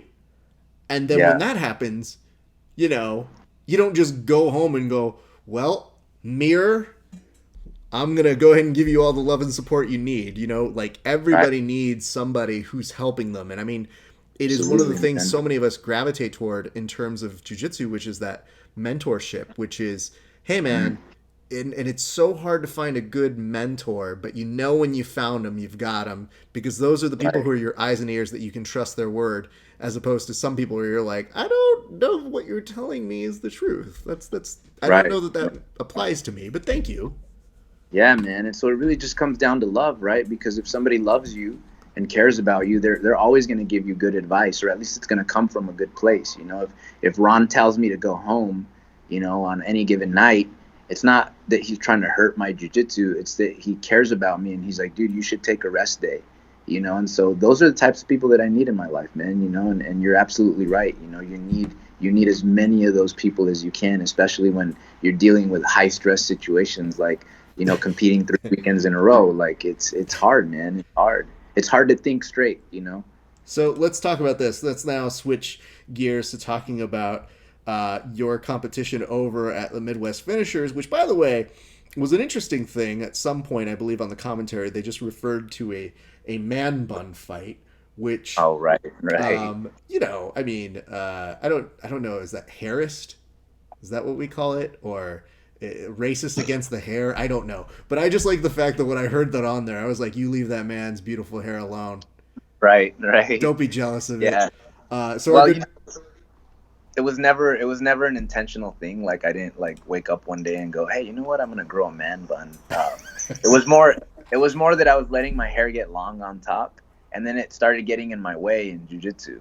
And I remember thinking, like, man, if it was only long enough that I could, like, put a rubber band on it, like, that would be awesome, you know? And so then I was like, all right, well, I'm going to keep letting it grow and just deal with it. And so there I am at the gym, like, pulling my hair out of my face. Finally, it got long enough to put in a rubber band. And it works pretty well, but, you know, once you really start going, the rubber band flies off, and it's just back to, you know, I start feeling like I'm freaking, what was his name? The Carpenter, UFC. Clay Guida. Clay Guida. Well, yeah, dude. There's definitely that, but I mean, the crazy hair, right? You also have a certain moment where you became very good at the hair flip back into the match. So anytime it was getting a little too close into the match, you'd just be like, hold on, I have to. And I was just like, listen, Ruben, you're a very handsome dude. So already having that just adds an extra element of you being like, oh, sorry guys, my hair is just, it's all over the place. Right. So yeah, that's definitely what it's kind of like, man. But we'll see that right now. I don't know. I have kind of debated whether I'm going to cut it or not, you know. But I also think it's kind of cool. Like sometimes when I do the top knot, it makes me feel like a samurai, and you know. So that's fair. I kind of like that. I might just. Hey, listen, you're a brown person that can pull it off. This giant dome is never going to have long hair. Anytime I've tried to grow this a little bit out, it tends to fro a little bit, and I'm always like, how does that work? So I don't really see that in my future. I do appreciate, though, and I mean this when I say it, though, when I did see you at Midwest Finishers, that was a tough bracket, man. So to begin, you didn't just have 4 to win, as most people do, for a win. You were in it on the outskirts, which means you had to fight your way in on the same day you had to fight the rest of the bracket. I had to qualify for the tournament on the day. Yeah. Yeah, a lot of people don't know that part, man. I didn't even tell anyone that. They didn't really let it be known. Like, you really kind of had to know everything that was happening to know that information. But yeah, man, it was definitely a tall order, to compete. A possible 5 matches against 5 high level competitors. You know what I mean? Like, if I could have beat Alan Sanchez, which is the guy that I ended up losing to in the semifinals, I would have had to face William Tackett next. And it's just like, you guys all saw William Tackett's performance, and so it was a tall order, man. It was a really, really tall order, and I'm better for it regardless of the outcome. Obviously I lost, but I'm way better for it. Yeah. I think that is one of the things that people appreciate about the 10th Planet system, which is that you guys are not afraid to kind of mix things up with one another. And I think one of the more interesting aspects of what you guys do is not only do you go out and compete solo, but then you end up competing at events that you end up competing in the same bracket where you're getting the honor to go ahead and represent the team. And then as an added bonus, when you have the qualifiers, which now we're going to get talking, I like that it goes from harmonious, 10th Planet team, to like 3 weeks later, it's like, I got to beat some ass here, guys. I'm sorry. I love you all, but this is, it's the honor of representing your team. So, yeah, man. And it really, like, I keep bringing up that warrior kind of spirit, but it really does exercise that warrior muscle just repeatedly, and it's like, you don't want to go against your friends, and you don't want to go against a guy that weighs more than you or that's more experienced than you, that's a world champion, but you just do it, man, and you stretch yourself, and I don't feel like I belong, or for a long time, I guess I didn't feel like I belonged in the same room as those guys, and now I'm just kind of like, I crashed my way into the party, and I don't really know anyone here, and I'm just trying to like make friends with people and shake hands, you know what I mean, and just kind of try not to look a little too obvious and that I'm out of place, and that's really kind of what it feels like right now, man. We haven't even gotten to my next match at Subversiv, but it's like I earned, through winning the qualifiers, I earned myself a match with an extremely highly experienced and decorated grappler, and it's just crazy, man. That's pretty dope, but I just love the fact that we put it on a stream so that, sometimes people just do this in the dark, or you don't get to see the qualifier, but here it's like we see every morsel of you guys, the honor of doing it, and you really do feel that people, they kick up that level of like, hey man, I know what this means to the team, I know what this means to the system, so there is an element of like, all right, don't fuck up, get in here and do this. So before it's huge. It's a huge amount of pressure, man, because all of us are usually leaders or like generals at our gym, right, at our home gyms, I should say, and it's a bummer, man. I watched, obviously I'm friends, we have a lot of mutual friends, everybody, all of that, right? And so I'm watching people's stories, and they're all huddled up at 10th Planet El Paso because they're cheering for Andy, and it's just like, it's just so sad, man, to see that stuff and to just be like, man, I beat their hero, you know what I mean, or I had to, or Derek, little Derek from Vegas, all of his teams, they were watching it on TV at open mat, they had the TV playing during open mat to watch his matches, and it's just like, damn, like, obviously you don't want to do that to your friends, you don't want to do that to your teammates, but the 10PQ, Eddie said the 10PQ, like that's what it's all about, we're going to figure out, at least in this one moment of time, who the better grappler is today, and it's crazy, man, it's crazy. Well, credit to you. Lost. Go ahead. Credit to you in this sense, which is you're looking through everybody's stories and being like, oh, they're cheering for somebody else. I would have commented on every person's been like, you weren't cheering for me? Well, right. Thanks, asshole. Love you too, El Paso. Hey, it'd be like, yo, I did a great seminar for you assholes. You got no love from me? Nah, they do. They obviously do. But I'm not homegrown. I'm not one of their people. And Andy is, and so it's just one of those things. But I understand what you're trying to say. No, I mean, hey, listen, dude. There's a certain thing that comes with competing at this level, and everybody wants it. And it is a great thing. It's great exposure. The Subversiv thing is huge. Being on a team with your peers of other amazing black belts where there is a high stakes situation, and the fact that you were just on a team grappling event with your fellow 10th Planet team, like, you're not a slouch. You're somebody who's coming in with that experience, which is key for an event like that, especially going against somebody who's bigger. So these are very, very important things that come and play as a role. So I want to bring up one thing before we actually get to talking about the matches, because I kind of want you to walk me through those. But I don't know if you saw this or if you went to review any part of the live stream, but there's definitely a moment, and maybe you'll go back and watch it, or we'll clip it on here. But Jen happens to be in the background with your daughter. Yeah. The baby. And there's a moment where she has the baby in the Bjorn, and she happens to find where the fan is. And I don't think she does it on purpose, but she definitely has like a Beyonce wind tunnel moment. It's like perfectly blowing her hair. And there's like you in the foreground of like recovering and like watching intently, and her in the background just being like, oh God, my husband's going to go kill some shit right now. And I just thought that's about as good as you could frame a shot if you're a cinematographer. So I got a big kick out of that. And I was like, I don't want to take away from what's going on here, but that's definitely very funny. Yeah, man. I mean, obviously, Jen is an integral part of my success right now. She obviously does most of the. She does all the. Are you looking at her right now as you're saying this? She was looking in here. She was trying to tell me she brought my charger because my phone is low on battery. So when you're saying like she's an integral process, she's the one that's saving your ass consistently. Like, hey, Dork, here's your charger just in case. Oh yeah, dude, all of it. That's what I was getting at, man. Obviously, she takes care of the baby. She does all of that, all the the breastfeeding, the changing the diapers, the putting down for naps, so that I can go and train, so I could strengthen condition, so that I could do whatever I have to do. So she does all of that for me, man. And obviously, I wouldn't be able to do all these things if it wasn't for her.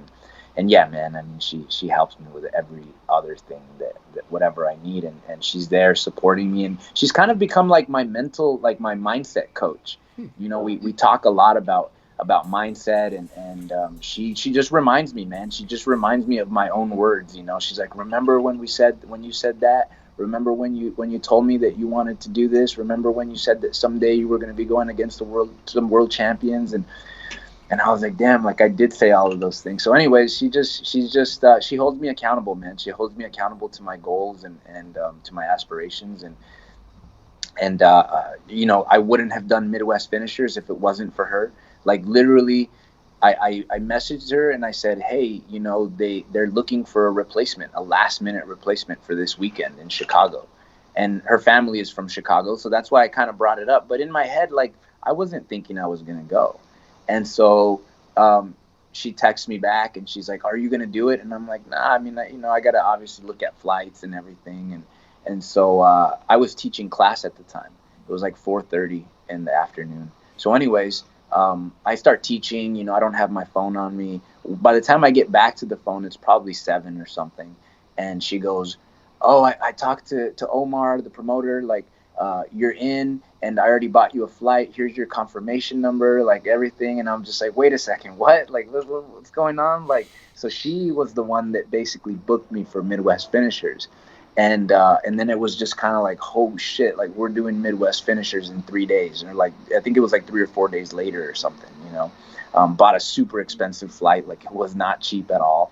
And I went over there to lose, and I think that the reason I say it like that is because oftentimes it's really, really easy to forget the process that it takes to have any success. And it's like you fail, man, and you fail big, Well, keep in mind like this. Whenever you have something like that, statistically, you are not supposed to win. Statistically, anybody competing is essentially gambling. You're at a point where the house has a favorite. So there's going to be one person who wins, and then in that case, there's 19 dudes, which is a weird bracket. Like, the first time I saw that 20-person bracket, I was like, yeah, okay, cool, Ruben's in. I was like, and I start doing the math. I'm like, how many people are in this goddamn thing? And then I looked at the bracket, and it looks like even on the bracket, just based on names alone, like the names are fighting to get in there. And I was like, damn, son, that's a lot of people. Like, that's a long day for somebody. So the good news is, I think there's a difference. So from my perspective, as somebody who has seen it and been there, done that in other respects competitively, I definitely understand the process of, okay, cool, acknowledge and move on. But also at a certain point, it has to seep in. Like, okay, you know what? That risk you took on yourself didn't win. But then you get this week, like this past weekend, and you realize, does that give you the motivation?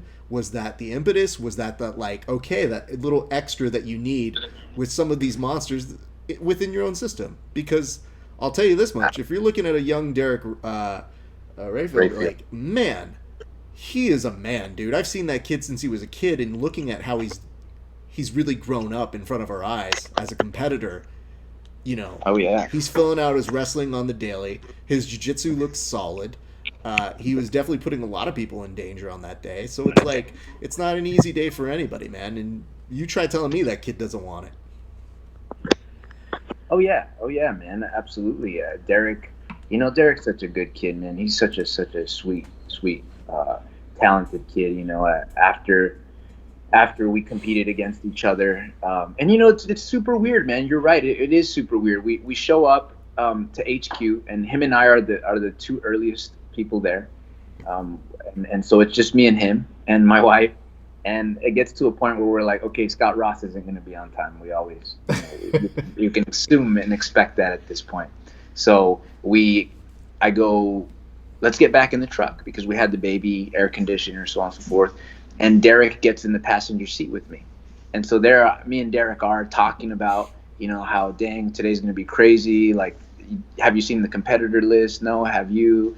Let's look at it. We're just talking matches. Oh, that's going to be crazy. Like, if I draw Andy, or if you draw, Ben Eddy, or like blah, you're just kind of like thinking about the whole thing, and you're sitting there with the person that you're going to end up in the finals with.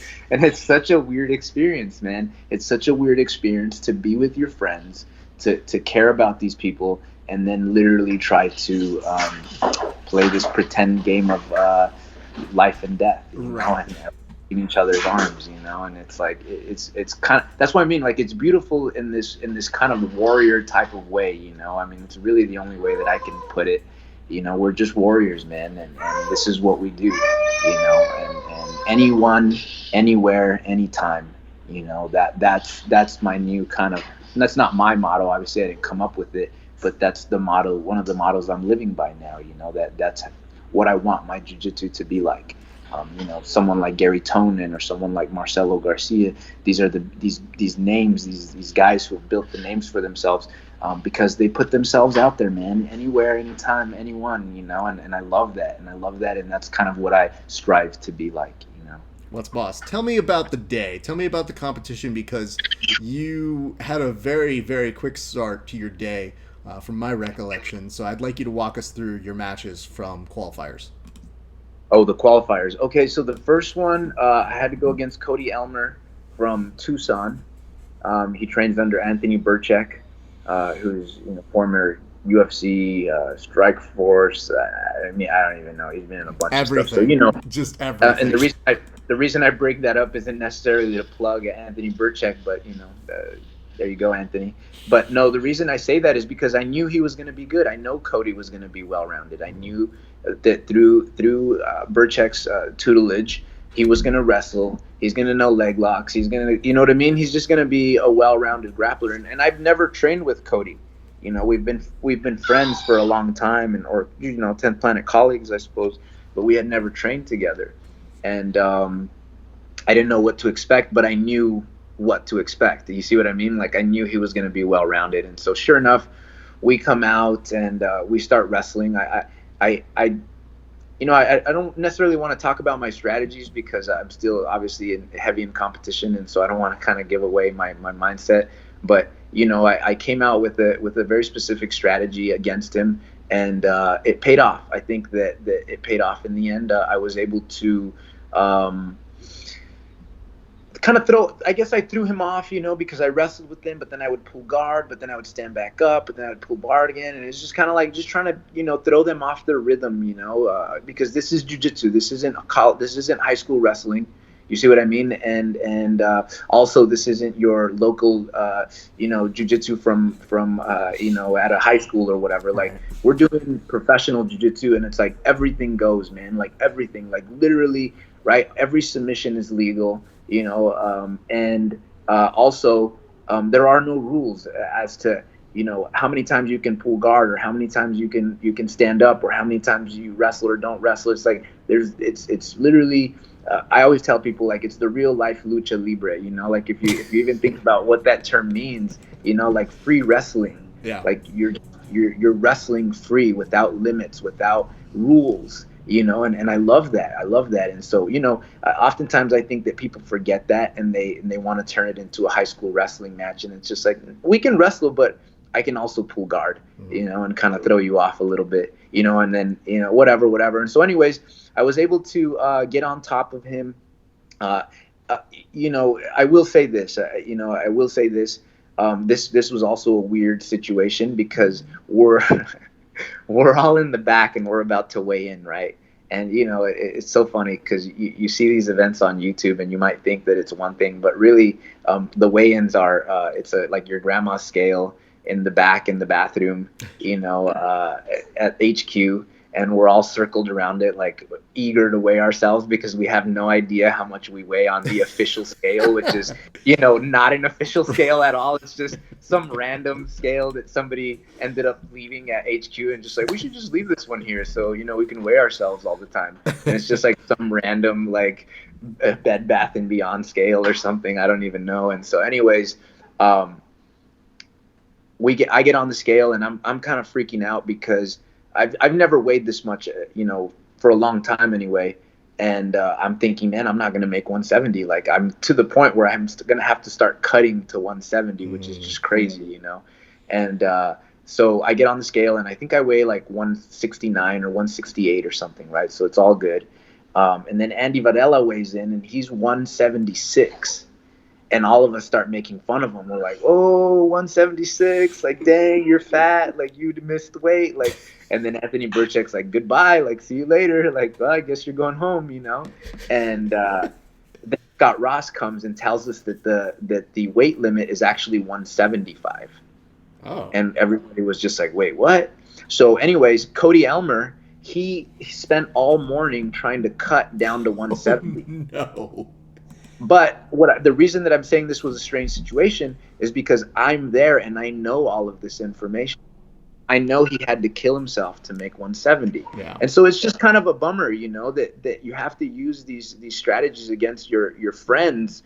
But it's like, yeah, that's a huge tell, man. It's a huge tell that you spent all morning cutting weight. Well, dude, I spent all morning chilling and just waiting for the match to start. You know what I mean? Yeah. Like, so I knew that. I had that in my back pocket, and I never told Cody this, and I don't know if he'll listen to this or whatever, but I think it's a good lesson, it's a good lesson for all of us, to not show weakness ever, no matter if they're your friends, because at the end of the day, we're going to compete against each other, and we're trying to exploit each other's weaknesses, literally trying to find a weakness in each other. And guess what? There aren't many. They're all good at wrestling. They're all good at guard. They're all good at passing. They're all good at leg locks. They're all good at defending backs. They're all good at, you know what I mean? Like, They're good at everything. So good luck finding a weakness in them. And so we're trying to find them. And when you find one, you're like, oh, okay, here we go. I guess that's what I'm going to base all of my strategy in jiu-jitsu on. And so anyway, I was able to get on top of Cody, and I could feel him breathing hard. I could feel him getting tired. And once I mounted him, I knew I was going to finish him. I knew that I was too fresh and he was too expended, to fight back. Keep in mind this too. I know the affiliation is what binds you on this, but on that particular day, especially, you are taking out the 10th planet in the name, and then it's just Costa Mesa, this, and then that's on top of if you have two people from Costa Mesa. But you usually have one person as the representative from each school, but each of you guys are representing your district in this Hunger Games of a qualifier to get into the main show. Yeah. So, you know. Yeah, exactly. That is what it's like. And the weird part is like, I find that those observations that you make outside of what would be the mats are equally as just as saying like, hey man, I notice he's a little weak on the left side. So kind of recognizing like, hey man, on a competitive day, if I see that your weight's a little bit out there, that's no different than me finding and exposing that arm when the time comes. Right. So Absolutely. It is what it is. So let's Absolutely. talk about your second match, because that was an interesting match as well, sir. So my second match was against Andy Varela, and Andy is funny, man. You know, we competed as a team. We were teammates at World Series of Fighting, or World Series of Grappling, as you've been calling it, which makes a lot more sense. We were teammates on that team, and it's just weird. It's weird to be teammates with your friend one weekend and to be going against him the next. And, you know, he messaged me and he was just like, bro, what if we have to go against each other?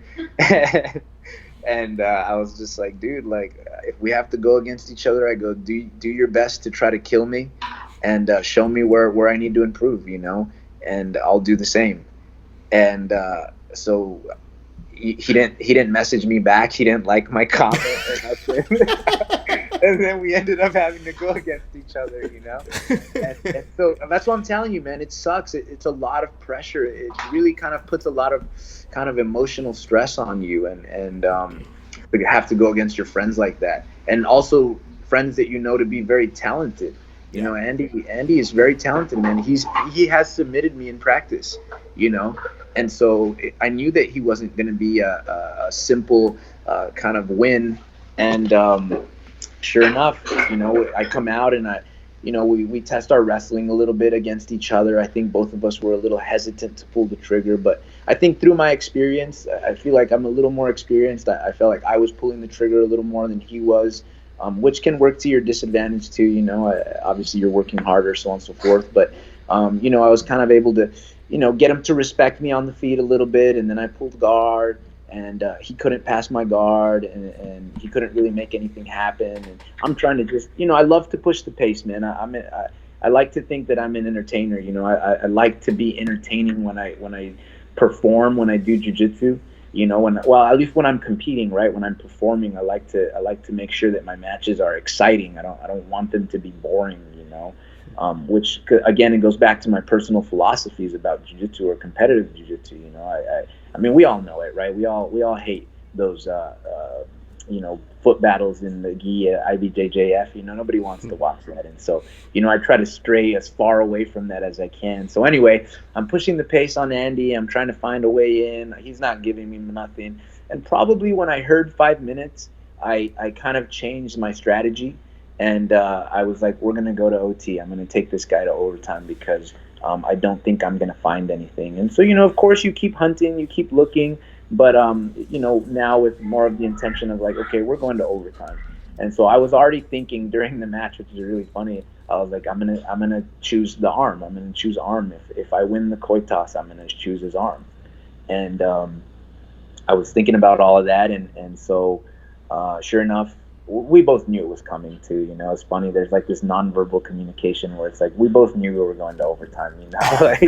Like we knew this match was going to go to OT. So we're just kind of going through the motions the last minute or so of the match, and they call time, and coin toss happens. I end up winning the coin toss, and so they asked me arm or back. And, you know, I always take the arm. In fact, at Midwest Finishers, I chose the back every single time. I didn't choose the arm once. But this week, Coach Ron, and again, kudos to my coach, he had me do a whole night, 2 hours, literally like about an hour and a half. We warmed up for half an hour. We did an hour and a half of just starting in spider web on each other. And no time limit. There was no clock. It was just whenever Coach Ron told you to switch top to bottom or to switch partners. And so you had two choices, get out or tap.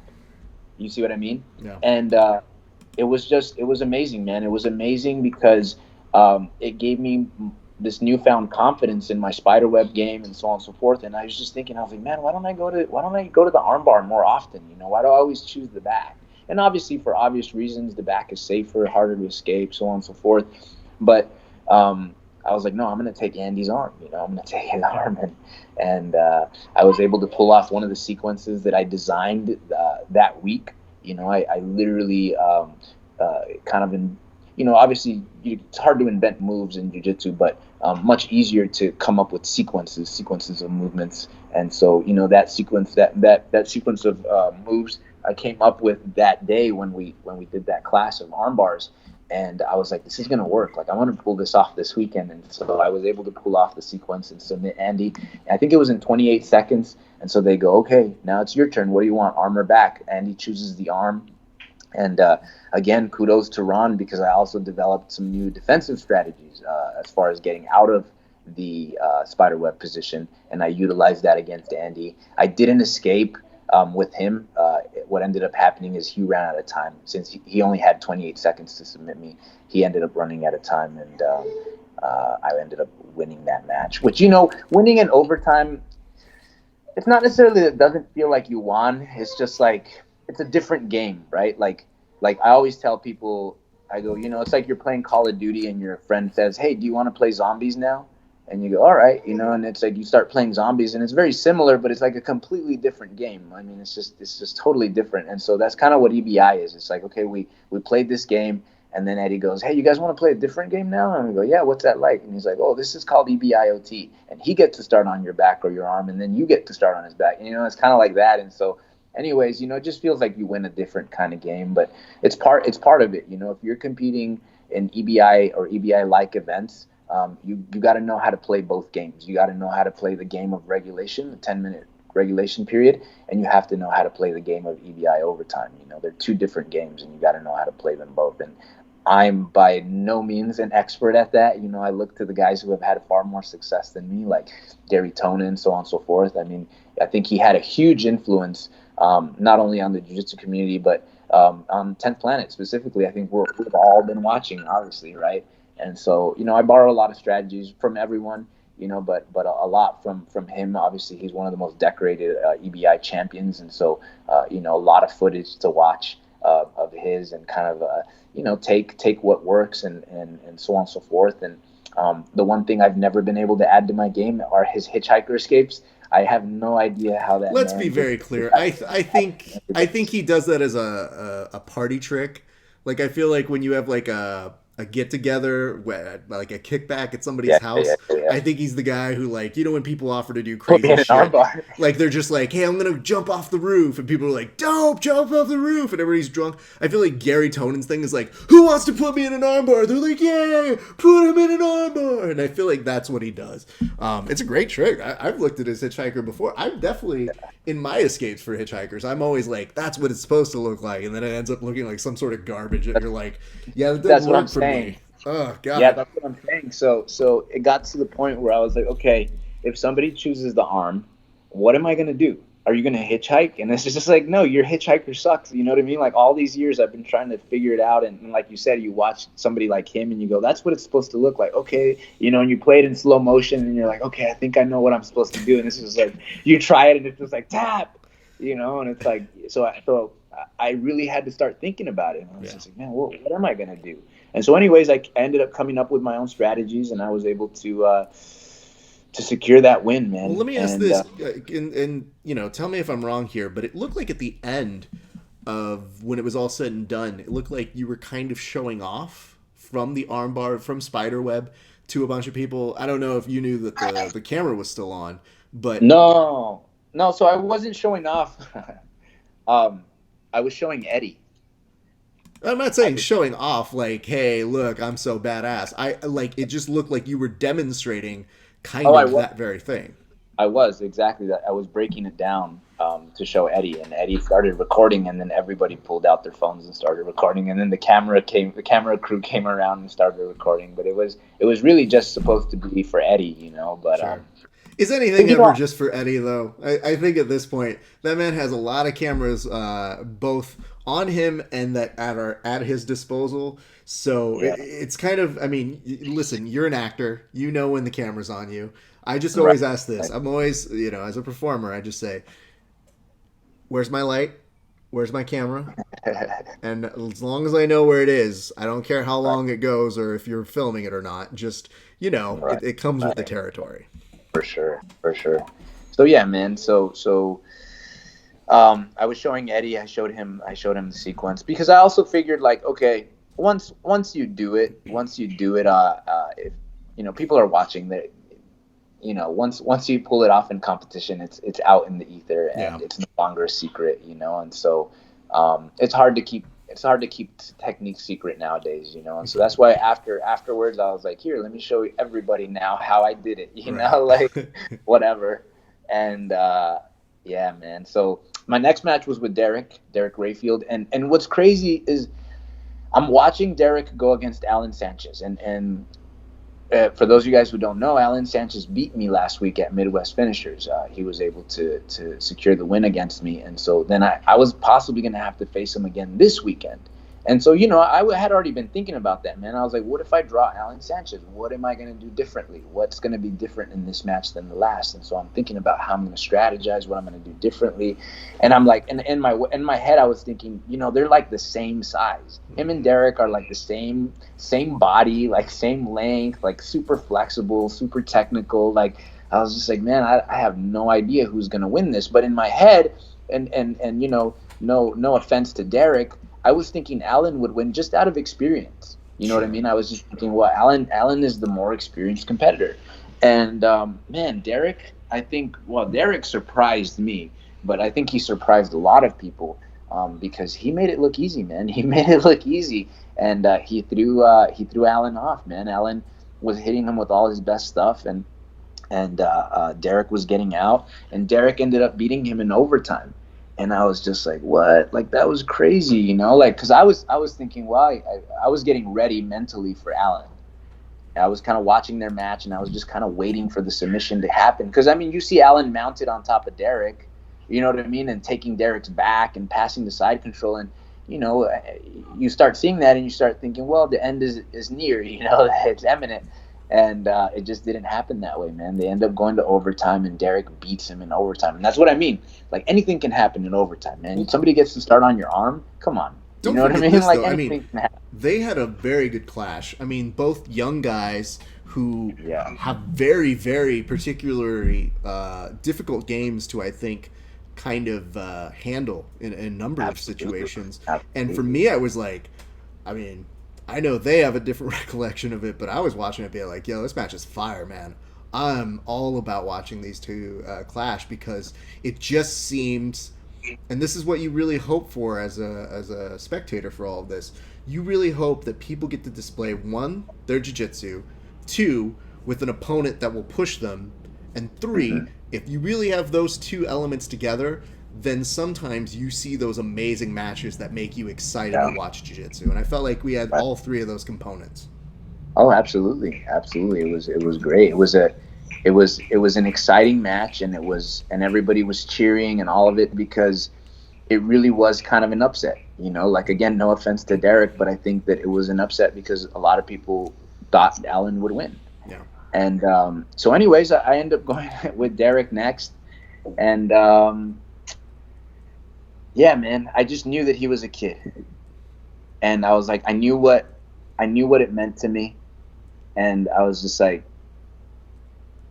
keep competing, kid, and you're going to do great things in the sport. But like, today is my day, and that's kind of the mentality that I went into the match with. And it paid off, man. And again, I hate that, man. I hate that I have to make those kinds of choices against my friends. But it's what you have to do, man. As a competitor, it was going to be me or him, and so it's like, is Derek going to win or is Ruben going to win? Who do you want to win? And it's just like, well, Ruben, duh, Ruben's going to choose Ruben. And so it's just like, well, go and get it then, I mean, so it's like that. It's both the genius and the horror of the design that you've got with Eddie. That's just like, I want you guys to compete against each other because I want to show what we can do, but then also, like, I really want you guys to compete against each other so I can just watch on the sides and have fun. Because here's the thing. Oh yeah. He's having a blast the whole time. You guys are in a absolutely. different stratosphere of stress and like, hey, I got to get through this and this match is going to be tough. Eddie's over on the side being like kid at Christmas, being like, that was good. And like, you hear him getting hype on certain matches. Yep. Yeah, Eddie's a huge fan of jiu-jitsu. Huge. Like, a lot of people don't like going to HQ because if you go to HQ, Eddie will partner you up with people whom he thinks will make exciting matches for his entertainment. Yeah. You know? And so every night, if you train at HQ, you could possibly have a Abu Dhabi finals match with Marvin Castell. Right. You know what I mean? Like, or you could have an Abu Dhabi's final match with whomever, you know? And so it's like that, man. It's like that. And so, yeah, man, it is, like you said, it is kind of like the beauty and the horror of what Eddie does to us. Don't get me wrong. As a TV guy, yeah. I hear it. I totally love it. I'm on the same page. I'm not a competitor. So for me, my wants and likes are very different than sometimes the competitors because I'm like, I mean, it sucks, guys, but let's see how it works. You know, because you know what will make compelling matches. And so to me, you know, I've seen it. When I visited HQ, I watch, and I saw Eddie watching me, and I was like, don't watch me. I'm boring. Go watch someone else. You know what I mean? But, like, he has a curiosity of just kind of like, okay, cool. And then, like, he wants to see, like, oh, let's put this and this together. So you're like his grown action figures. And at the same point, there's a reason why what you guys do when you guys are at your best is so fun to watch, is that there is that element of in-house competition that then spreads outward. So that's something as a kind of an outsider you get to see and observe. Let me ask this, though. Okay, so that means Subversiv, again, I'm very excited. I'm going to get to commentate that. It's going to be a lot of fun because you guys have a hell of a team. So for those who don't know what the team is, do you mind telling us who the team is for Team 10th Planet? So Team 10th Planet consists of Gio Martinez, whom I think needs no introduction at this point. Kyle Dame, who was on my team at World Series of Grappling. Kyle Chambers, who is also one of the freaks. He's also an amazing grappler. And Elvira Kapanen, I think is maybe how you pronounce her name. But anyway, she's from Finland. She beat Mackenzie Dern at ADCC. So, you know, we have a very, very solid team, man. And we're going against a very tough team too. Who I don't even know. I don't even know all the people on the other team. Like, I literally found out who my opponent was going to be 2 days ago. 2 days ago, I realized who I was up against. And I was like, holy shit, I'm going against 8-time world champion Lloyd Irvin, Golden Boy, DJ Jackson. Like, holy shit, dude. Like, I earned that. Like, good job, Ruben. Here's what you want. A match with 8-time world champion DJ Action Jackson. Like, wow, thanks. Well, it's also, okay, so you bring that up, but I also want to bring up the other one, which is, I think, all the more interesting, which is, you know, Ruben, you're an actor as well. You know, you've got a little bit of stock in the facial region. Okay. Thank you. And yet, we're going to be inviting people to hit you in the face? Like, that's just, I don't know. I mean, there are certain things you don't mess with, sir. You don't mess with Picassos. You don't just do that. It's not really like that, though, man. I mean, you don't get to choose whether you're good looking or not good looking when you're born, right? You're just kind of born the way you are. And like, I want to do things. I want to do cool things too. Like, just because I'm good looking doesn't mean that I don't want to fight, you know?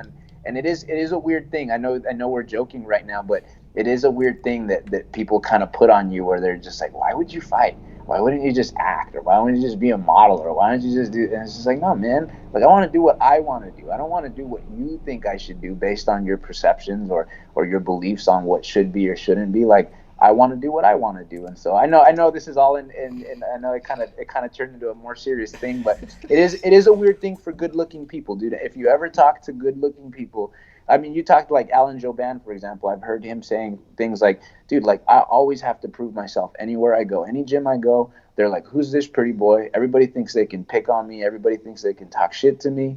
And he's like, and you gotta put it on them, you know? And I feel like that's what it's felt like for me in the grappling world, where a lot of these guys look at me and they're just like, you don't even have cauliflower here. You know what I mean? And they're just like, who is this guy? Who is this good-looking dude that doesn't belong here? And I have to put it on them to earn their respect, you know? And that's kind of what my life is like a lot, or was. I understand. You're putting a very good, not spin, but a very good spin. argument. Oh, you're call it spin? Listen, all right, you can call it whatever you want. I don't give a shit. I'm going to call it what I want, which is, all right, good-looking dude. I'm just saying, sometimes you have to make money by appearing on camera, and then you have to do the explanation of, hello, producer. Very nice to meet you. This, oh, yeah. Oh, yeah. Yeah. Because I know even when I appear on camera, and I have a very different criterion for my fans, but right. I just know that when I appear on camera, if somebody sees something like a mark on my face, they know I do jiu-jitsu as well. It's just not at your guys' level. But they'll be like, where did that come from? And I was like, where the fuck do you think, you idiot? Like, you think that people are just going to pull their punches whenever they're rolling with me, too? Like, no, I'm going to get marked up, too. It's just when you appear on camera, there are certain things that change. And so that's an important question. Anyway, so I guess the proposed idea that I had here, which, fine, I guess I can just toss out now, which was to put your face in bubble wrap. It was to put your face in bubble wrap and just preserve it, but you know what? That's fine. Fuck me. All right. Whatever. Yeah, whatever. But maybe I'll get a super cool scar going down my eye or something. Oh, God, please don't. It's too, you know, I don't wish that for anybody. Way played out. I mean, the nice part is like when people say oh man, look at that guy's scar in like a movie, we're always like, that's badass. But it's like, the reality is like, that guy has to wake up and be like, does this thing come off yet? Oh God, I really wish that would come off. Or he's gotta walk around and like little girls look at him and like start like like leaning into their mom. I mean, the thing is, did you ever have any aspiration or want to do combat jiu-jitsu? I mean, this is now, you obviously have it afforded to you, but was that ever on your radar? Oh yeah, for something what to do? That was the other part of it, right? Where it's just like, congratulations, Ruben, you won the 10th Planet Qualifier. Here are your winnings. And it's like a match with DJ Jackson, and they're like, and a match at the next CJJ 2019 Worlds or whatever. And I'm gonna be completely honest with you, I didn't know those things. No. I didn't necessarily know. I didn't know exactly what I was winning, dude.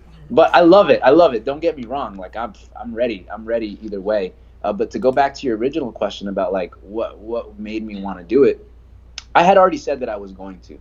I was like, look, I'm gonna do CJJ because they did away with EBI. I don't know if you knew that. I don't know if a lot of people know that, but EBI doesn't exist anymore. Okay, and a lot of people think that EBI is CJJ, but it's not. Yeah. Combat Jiu-Jitsu is its own thing. Yeah. This is separate. EBI is no longer a thing. And, a lot of people were sad about that, including myself. Again, I'm a huge fan of jiu-jitsu. I like MMA, but I will watch jiu-jitsu over MMA any day just because I love jiu-jitsu. It's my thing, right? Not necessarily whatever. But anyway, I was sad. I was sad that EBI was gone. And I remember verbalizing that to Eddie on our kind of, we have a thread on Messenger called 10WO, the 10th World Order, where all the kind of like generals, all the black belts and stuff, we all engage in conversation. And so I verbalized my kind of sadness that EBI had gone away, and a bunch, I kind of felt attacked, because a bunch of people were just like, CJJ is the new way, like CJJ is the evolution of the sport. And CJJ, and I was just like, all right, guys, whatever, like I'm not going to argue with you guys. I mean, it's not my show. I mean, New Coke is good too, guys. That's cool. All right. Yeah. Coke with lime, huh? That's dope. We were doing that a long time ago, but all right.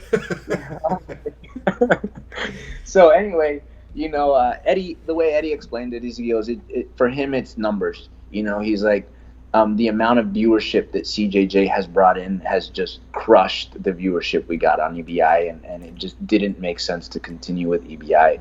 And it makes sense from a kind of uneducated fan standpoint, or partially educated fan standpoint. Seeing people slap each other is for sure a lot more exciting. I get that.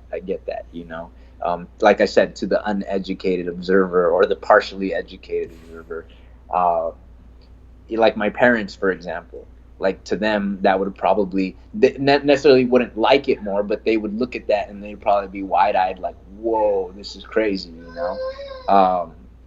But I did MMA. I've had 2 MMA fights. I wanted to be an MMA fighter. That's what brought me to jiu-jitsu. I wanted to be a fighter, and jiu-jitsu was one of the skills I needed to learn in order to be a fighter. And so I learned jiu-jitsu, and then I basically shifted my focus to pure jiu-jitsu. And but anyways, the point of all of that is that I have a foundation. I have a foundation in MMA.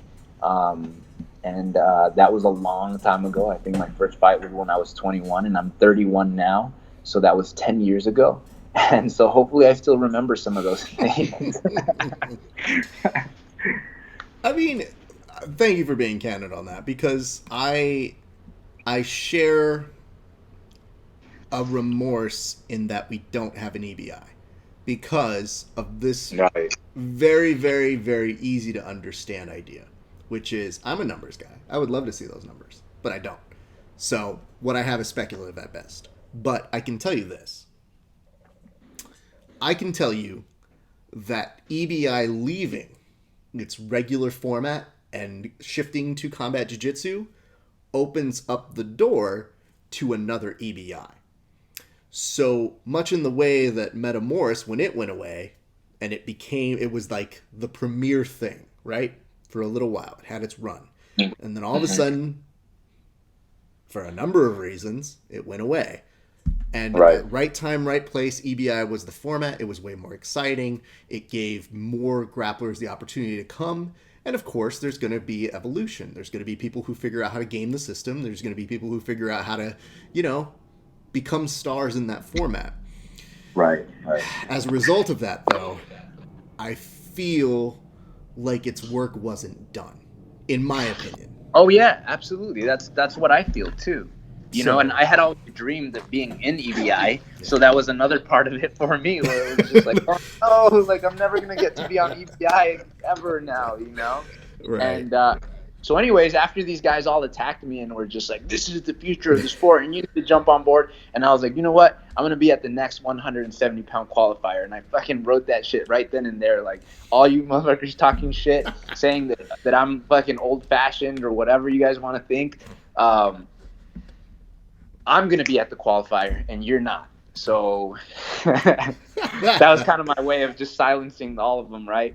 And so anyways, the 170-pound qualifier comes up and, they're like, hey, you said you were going to do it. And I'm like, yeah. So they list my name on the competitor list, and that was kind of the how it all kind of went down. Well, I'm glad that you did it, and I'm glad that you at least stuck up for the traditional EBI format, because I'll say that, I really do believe it, man. I feel like its work wasn't done. I could understand if it's a business decision. It doesn't mean that my heart is going to accept it, but my hope is that in the future there is a reason or a need or a want or a desire for it to return, because I know a host full of grapplers who would welcome that in a heartbeat. So, that's not on you to have to always make that case for. But I'm just saying what I think as a person who's been to practically every EBI as a coverage and almost all of the combat jiu-jitsus as a guy who's interviewing people. So, what do I know?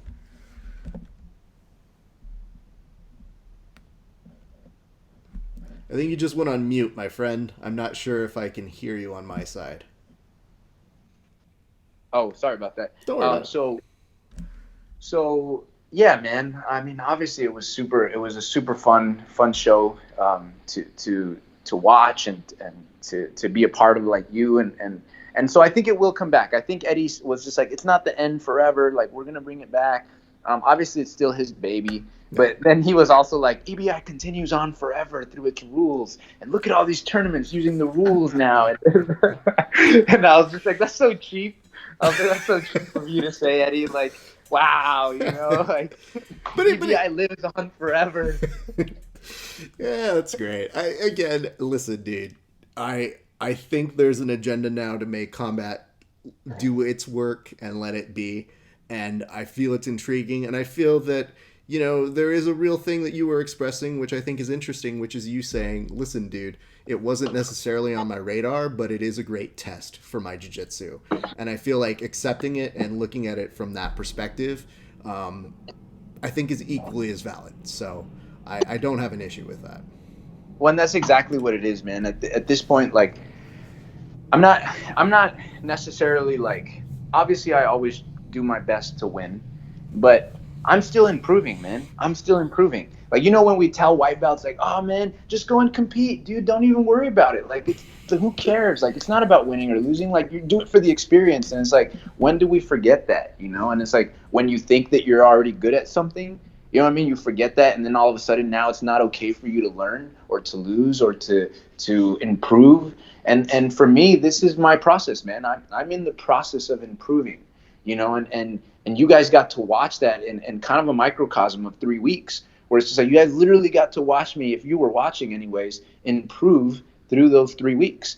And that's a process, man. And like I said, it's really easy to forget that at the end of it and be like, oh, I won. But it's like, no, I lost 2 weekends prior to that too. And I was better for those losses. They taught me a lot about myself, about what works, about what doesn't work in high-level competition against high-level grapplers, so on and so forth. And those are important lessons. Those are very valuable lessons that I didn't have, that now I have, and I'm still acquiring those. And so maybe DJ Jackson is going to teach me an extremely valuable lesson. And maybe, I don't know, I end up drawing Diego Sanchez at CJJ Worlds and I get taught another lesson, and that's okay. And I'll be back after those two. You know what I mean? Like, win or lose, I'll be back. I'm still going to keep pushing until I can't anymore, man. I'm 31 years old. This is it, dude. This is my final sprint. You know what I mean? Like, what you guys are watching right now is probably, I'm not saying it's going to be a year or 2 years or 3. I have no idea. I'm 31 years old. How long can these guys go? How long can we go? And I don't know. I don't have the answer for that, but I will say that I'm going to try to go as long as I can without becoming a stepping stone for other people.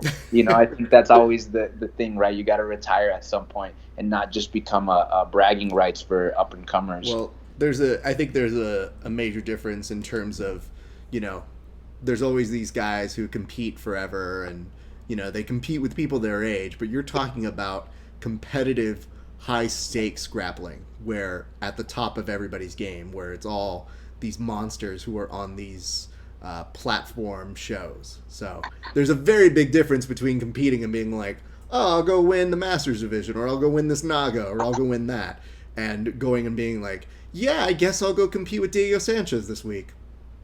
Yeah, exactly. And why not, man? Why not? Why wouldn't you do those things? Why wouldn't you do the cool stuff, the stuff that you will remember and that possibly people will remember you for? It's like, why wouldn't you do those things? Because who cares if you go and win another belt at Naga? Like, nobody cares, dude. I mean, I'm happy for you. Great job. Kudos on your success and your improvement, right? But at the same time, it's just like, no one cares, man. Yeah. Go and win some shit. Go and win some big shit. Go and make a name for yourself. And that's what I keep trying to tell all these guys, man. All these guys who are upset because they haven't got their brown belt, or upset they got their black belt, or they're upset because, they're not allowed to teach classes, but so-and-so is, and he's only a purple belt, and blah, blah, and all these guys. And I'm like, man, shut up and go and win some stuff, man. Go and put your ass on the line. Go and put your fragile ego on the line, And it's hard, man. It's not easy. It's not an easy process, dude. It's not an easy process. It's hard, and it sucks to lose, and it's hard to come home, and everybody's asking you how your matches went, and you're having the same conversation 100 times, and they're asking you what it felt like to roll with Austin Baker, and you're just like, bro, like, I don't want to talk about it. I lost. I'm sad or whatever, but you do it. You do it because you have to. And it's not easy. It's not an easy process, but it's a necessary process. And so if anybody is listening to this, any white belts, any blue belts, anybody coming up, it's part of the process. You're going to fail a lot in order to succeed. And so don't be afraid to fail. It's just part of it. There's no way to avoid it. Like literally, it's part of the process. You know, it's like I always tell these guys, I'm like, it's like you're on a hike and you want to get to the summit because there's a waterfall at the summit. But on the walk there, you're going to have to cross a river. And you're like, I don't want to cross the river. And you go, well, dude, in order for you to get to the waterfall, you're going to have to you're going to have to get your feet wet. You know, you're going to have to maybe take your shoes off and carry them over your head or whatever. Like, you're going to have to do it. There's no way around the river. Like, literally, there's no way to go around it. Like, you have to go through it. And it's so funny to me that people think that failure is something that they can avoid and still succeed. And it's just like, no, you big dummy. You've got to go through it. You have to fail before you can succeed. There's literally no way around it. And you know, failure, obviously, you know, like in every way. You know, you're not gonna win all the time, and this is a metaphor for life. And this is one of the most beautiful lessons that jiu-jitsu should teach you. And if you haven't learned that, you haven't been paying attention. Well, there's definitely something that I tell people, which is, you know, I don't think anybody really teaches you, especially in grappling, how to lose. You don't want to lose, but there's a definite way of, okay, this is how you're going to handle it. You hit the nail on the head. Because I feel like the one thing that unites a bunch of grapplers, especially competitive grapplers, is managing that loss. And so while you all may be different teams, nothing sucks more than losing. And I think that's a commonality that I've always been interested to ask people is always, hey, listen, you don't probably want to talk about it, but the nice part is when you learn how to control that and manifest that, that's when you are having your breakthroughs. That's when you become this phenom. That's when you become this person that people go, where did this guy come from? And it's, they learn how to harvest whatever that was and say that doesn't define me, and they work from there. So for me... Absolutely. And go ahead. No, I was just saying, and so for me, it's always weird because as somebody who sees it from a different perspective, it's like, yeah, I competed in a ton of things. Yep. And all of those things make it so that I have a little bit of distance from it, so that when people go, like when I see people at tournaments, I just go, do you win? And they're like, no. And I'm like, all right, shut up, we'll talk about it Monday. Way. And then if they did win, I'm just like, great, high five. Doesn't mean that much until, you know, later, but it means something today, so enjoy it today. And I tell people, I'm like, it's very important that you learn it so that it doesn't control you, but that it motivates you. And so it's huge, but it's one of the things where I have very little time for athletes who are so heavy on themselves that they don't see the bigger picture. So that's, for me, it's kind of one of those things where I'll step in and be like, shut up, here we go, here's what you need. Yeah, man, and you know, it was one of the lessons I learned as an instructor. You bring up a great point, because as an instructor, right, as a leader in your community, you have a lot of people who look up to you. And that can oftentimes put a lot of pressure on you because you don't want to lose. Every day you go and preach to people and you go, here's how you do an armbar. Well, if that system that you just preached to your students doesn't work at high-level competition, then what does that say about your jiu-jitsu, and what does that say about you, and what is that going to make your students feel? What's they going to think about your jiu-jitsu? Are they going to stop believing you? Are they going to start switch to another school? Are they going to switch to Gracie Baja because the guy that beat you was Gracie Baja? And so you start thinking about all these things. And it adds a ton of pressure to you as a competitor. If you already felt pressure, well, now you're an instructor. Now you're the leader of a community. Now you have more pressure. But you brought up a great lesson that I learned way later, dude. I mean, it's kudos to you for knowing that, you know, for figuring that out on your own. But it's like, it's also my responsibility to teach my students how to cope with losing, because losing is a part of the process. Yeah. Well, I tell people this. You don't coddle it. You respect it. And then you figure out, like, all right, this is how we're going to beat it. And so to me, it's like, you know, I'm not in the business of blowing smoke up people's ass. I'm in the business of, hey, here's what I think is helpful, and here's what will help you in the future. And I believe that was good enough to have Ruben leave us right now. It looks like... Hold on. Oh, okay. There we go. He is still with us. All right. However, I will say this. It looks like you are preparing a number of things, none of which is going to be made for me. So rude that you didn't bring enough for everybody on the show. Sorry, I have a strength and conditioning session that I got to get to. So I'm just like over. trying to make my protein shake before I head out. Not a problem. And by the way, if you guys aren't watching it, some of the shit that you're doing for your strength and conditioning is, well, it doesn't look fun, but I definitely know it's helping. So good for you on that. Dude, let's do this. Why don't we shout out any of the sponsors and the people who helped you get to where you needed to be the past few weeks, sir? Yeah, man. Thank you. The first, well, since you bring up the strength and conditioning, I want to give a shout out to my strength coach, Jake Matthews. He runs California Sports and Fitness out here in Huntington Beach, Orange County. And man, he's just been so good, man. You know, there's a big problem that slowly I feel like being solved, but it's still a huge problem in that no one really knows how to create a strength and conditioning program for jiu-jitsu yet. Yeah. And it's because jiu-jitsu, especially where it is right now. Barely seeing me. I don't know why it's gone to a different feed over there. But, all right, my apologies on that, you guys. It appears Ruben just cut out for whatever reason. So here's what's going on right now. I just want to tell you guys, thank you so much for watching. I think we're going to go ahead and close it out. Let me just check one last thing here before we do. It's very strange. I've never had it cut out. This is here. This is the built-in camera, which is why I'm dark. I mean, I'm dark, but it's not that dark. It's very strange that it would kick that off entirely. Well, let's say this. Our good friend Ruben was kind enough to give us a lot of his time. I can try and call him back very quickly to see if there's anything we can do, because I don't want to be rude to his sponsors or people who have been helping him out, because those people deserve love too. Here we go. Bam, I'm back. Before we go ahead and cut out, I want to make sure that we give Ruben a chance to say hello. As you'll notice, night and day though, right? Because, I mean, look, here's the one that's built in, super dark, and here's the one that's the webcam. I don't know why you would ever want to see anything different than this, right? Although maybe me in high definition is a bad idea. All right, well, here's what we're going to do. We're just going to have to run into Ruben at some point in the near future and say hello to him. I think he's got to get going anyways. So my apologies to all of you guys who wanted to hear his sponsors, but we will run into him very, very shortly. I want to thank everybody for tuning in today. It's been a lot of fun. Getting to talk with both Aaron and Ruben about their varied competition experiences has been nothing but a pleasure. And I want to tell you guys this.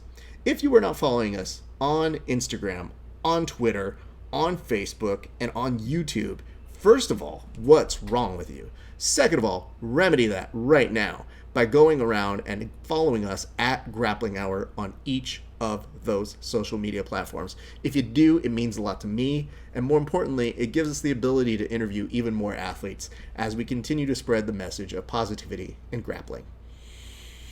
I think that's going to do it for us here at the Grappling Hour today. I cannot thank you guys enough. My thanks to both, again, Aaron and Ruben. Congratulations to both of those gentlemen on their respective wins. And if you guys want to know the real, you should be listening out for all of the great announcements for Subversiv. This is an amazing card that they've got going on, and I have the honor to be on the commentary duties for that one. So if you guys have any ideas for jokes on Ruben, you are more than welcome to hit them up on my side. But if you also want to go somewhere else, I mean, you could. It's just a dumb idea. Anyway, here's what I want to say to you guys. Be sure to block out that time. It is going to be July 13th. If you can't be at Commerce Casino, do us a solid and watch it on Flow Grappling. And it's probably better to listen to it there, if I'm being honest. Have they sold enough tickets? I'm not sure. Anyway, my thanks to you guys for tuning in. It's been a great day for grappling. We'll see you guys on the mats.